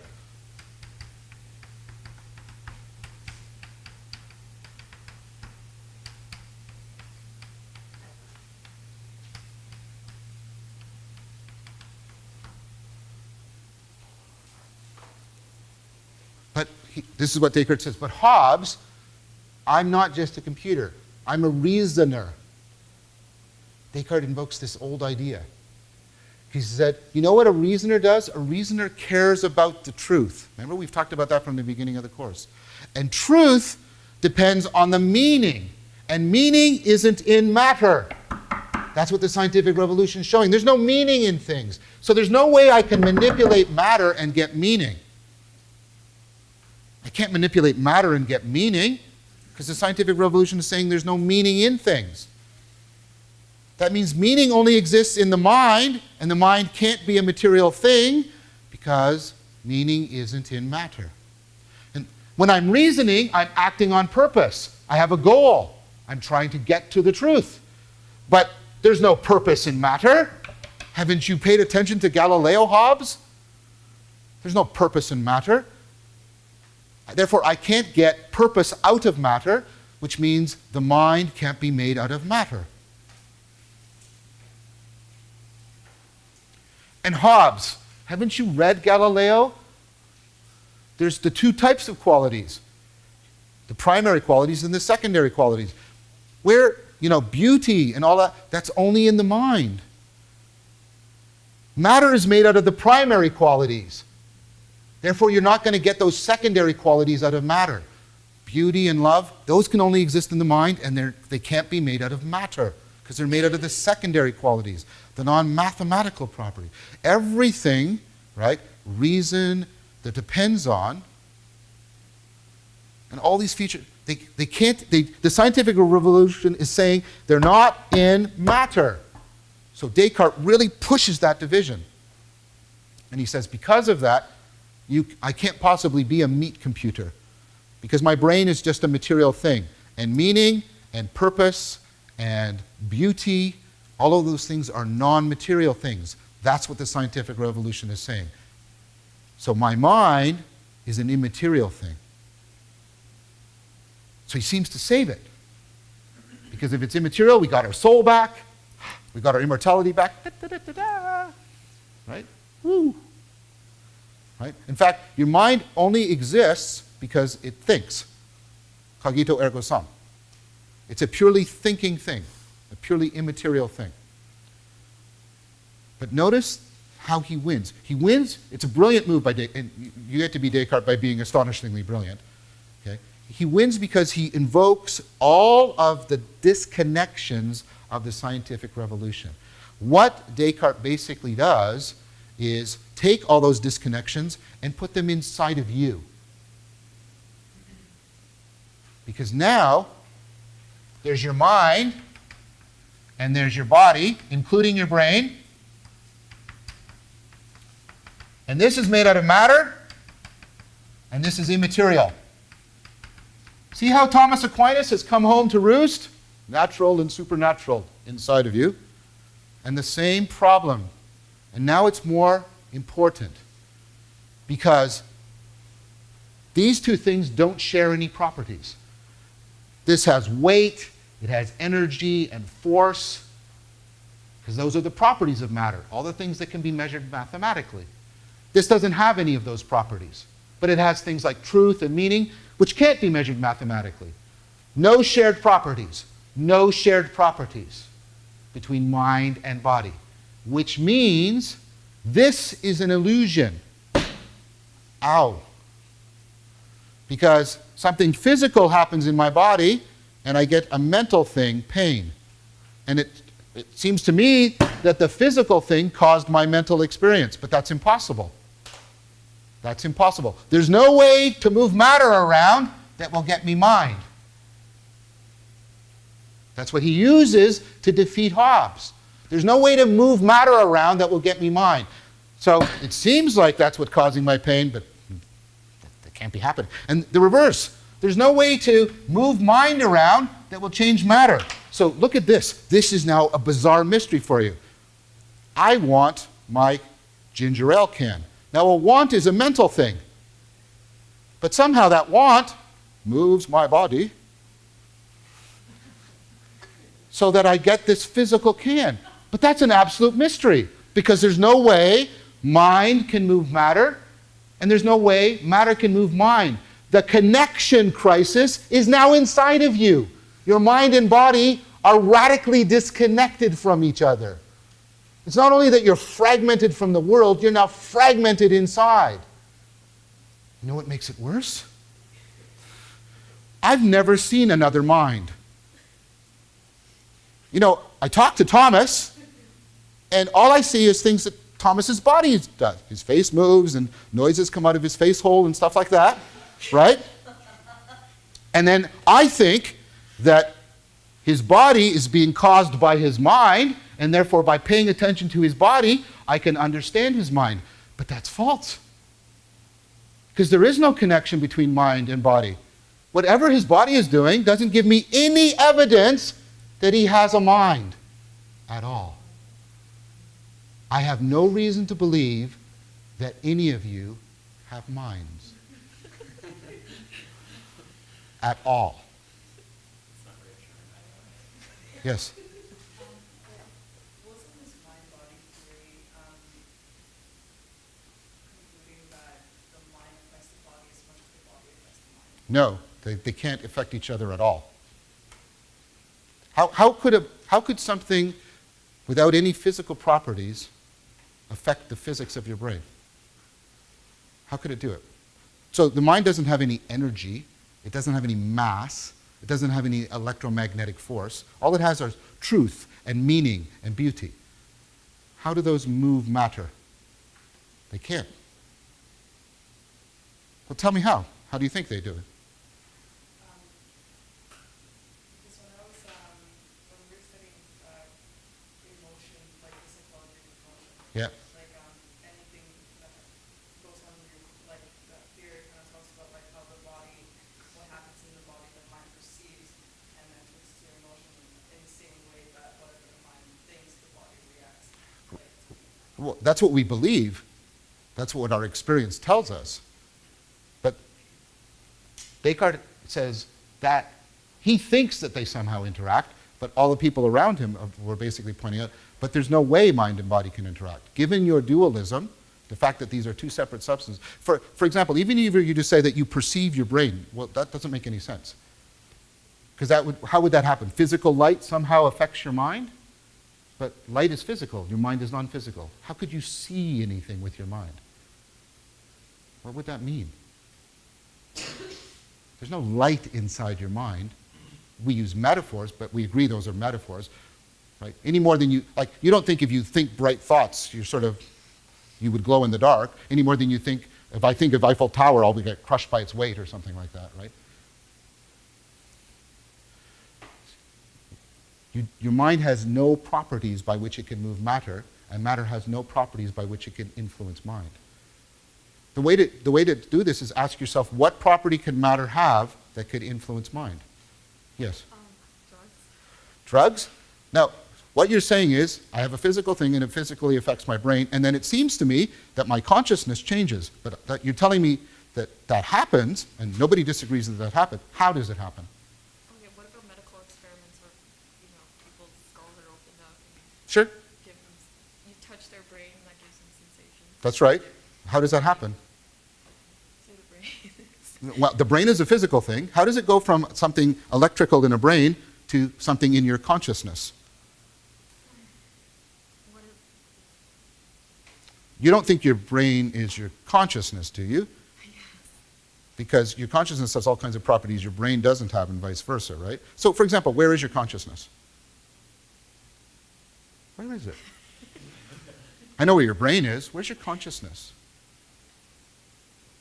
It's experienced. That's not telling me where it is. What you're saying is, you know where my consciousness I know is? where it's happening. Where is it happening? It's projected by my brain.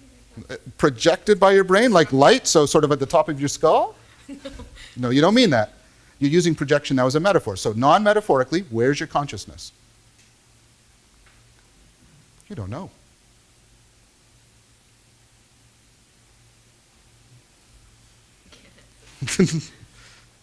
Okay, don't call me up at 3 a.m. about this. Okay?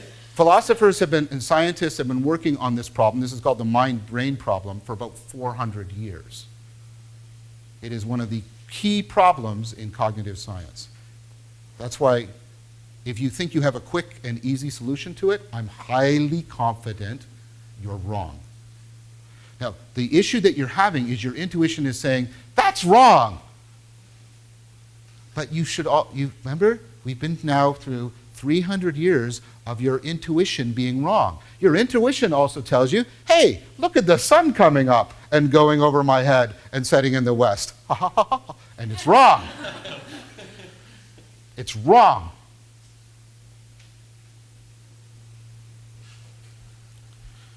So, mind is disconnected from body. Mind is disconnected from mind. And then Descartes adds to that.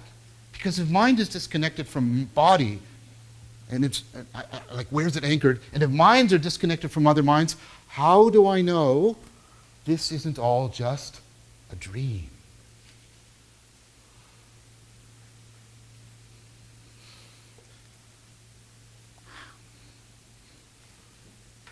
Well, the math. Remember Descartes? The math.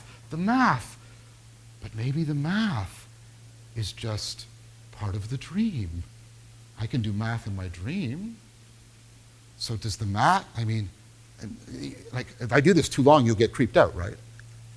It's like, well, I don't even know that there's other minds, and I don't even know I'm not even dreaming. I don't even know I'm not even dreaming my own body. All I can know, and this is the sad part, is cogito ergo sum. All I know is this one moment of my own self-consciousness. You're no longer touching the world with your mind. You're no longer touching other minds. You're no longer in contact with your own body.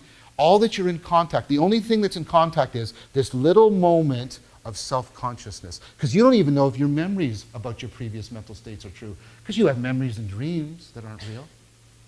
I mean, how do you know that you existed 5 minutes ago? So notice all the connections are gone. All that's left of all of that connections, of all of those orders, of all of that structure, is this little tiny solipsistic, all by itself, blip, of self-consciousness. I mean, isn't it going to be especially damaging if, the post-Luther church takes, like, Descartes' position with their idea that, you can only be saved by God, that kind of thing. That's going to be especially damaging. That's right. All of these things are reinforcing each other. Look, notice what we've got. All of these things happening together, right?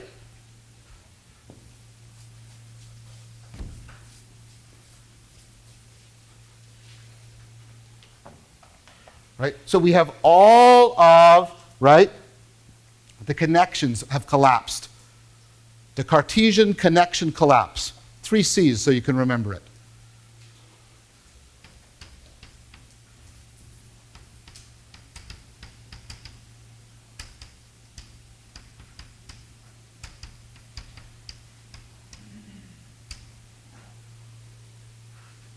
Right? You have a restless, self-loathing, narcissistic sense of self, thanks to Luther.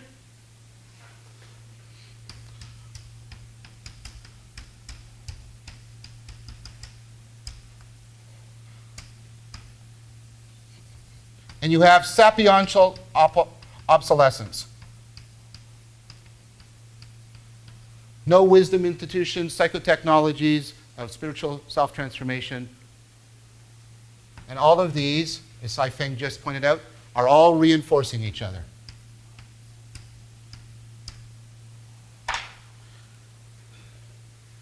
That's the meaning crisis.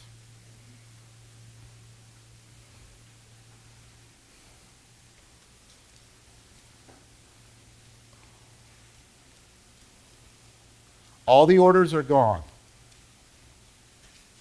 We have that complete collapse in Descartes to that atom of self-consciousness, touching itself, doing so in a restlessly narcissistic fashion without any sapiential tradition or institutions to help it. That's the meaning crisis.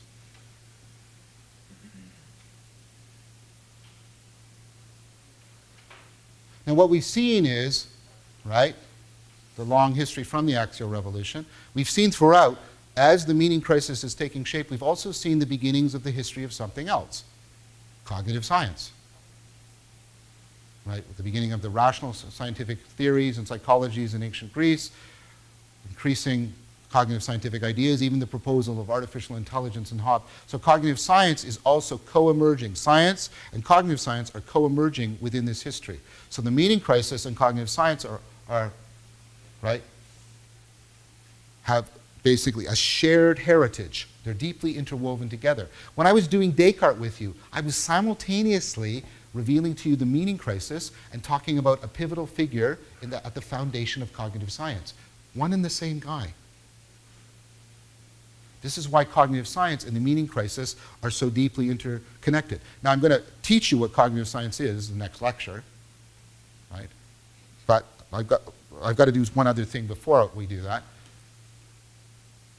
So what I'm trying to show you is the deep, not only partially what we mean by the meaning that is lost and the history of the meaning crisis, I'm also trying to show how it's deeply interwoven with the history of cognitive science.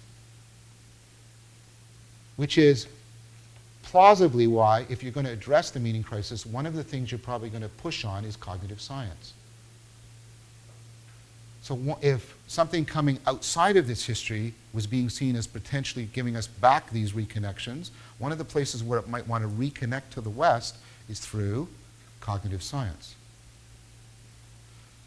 So this isn't the whole argument, this is the beginning of the argument of why Buddhism would be confluent or seeking to connect with cognitive science, insofar as we're looking for something to bring in that could potentially help us solve the meaning crisis issues.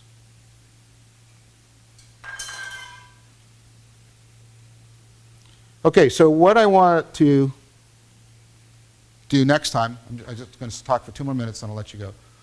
What I'm going to do next class is try and talk about how our culture is trying to represent to itself.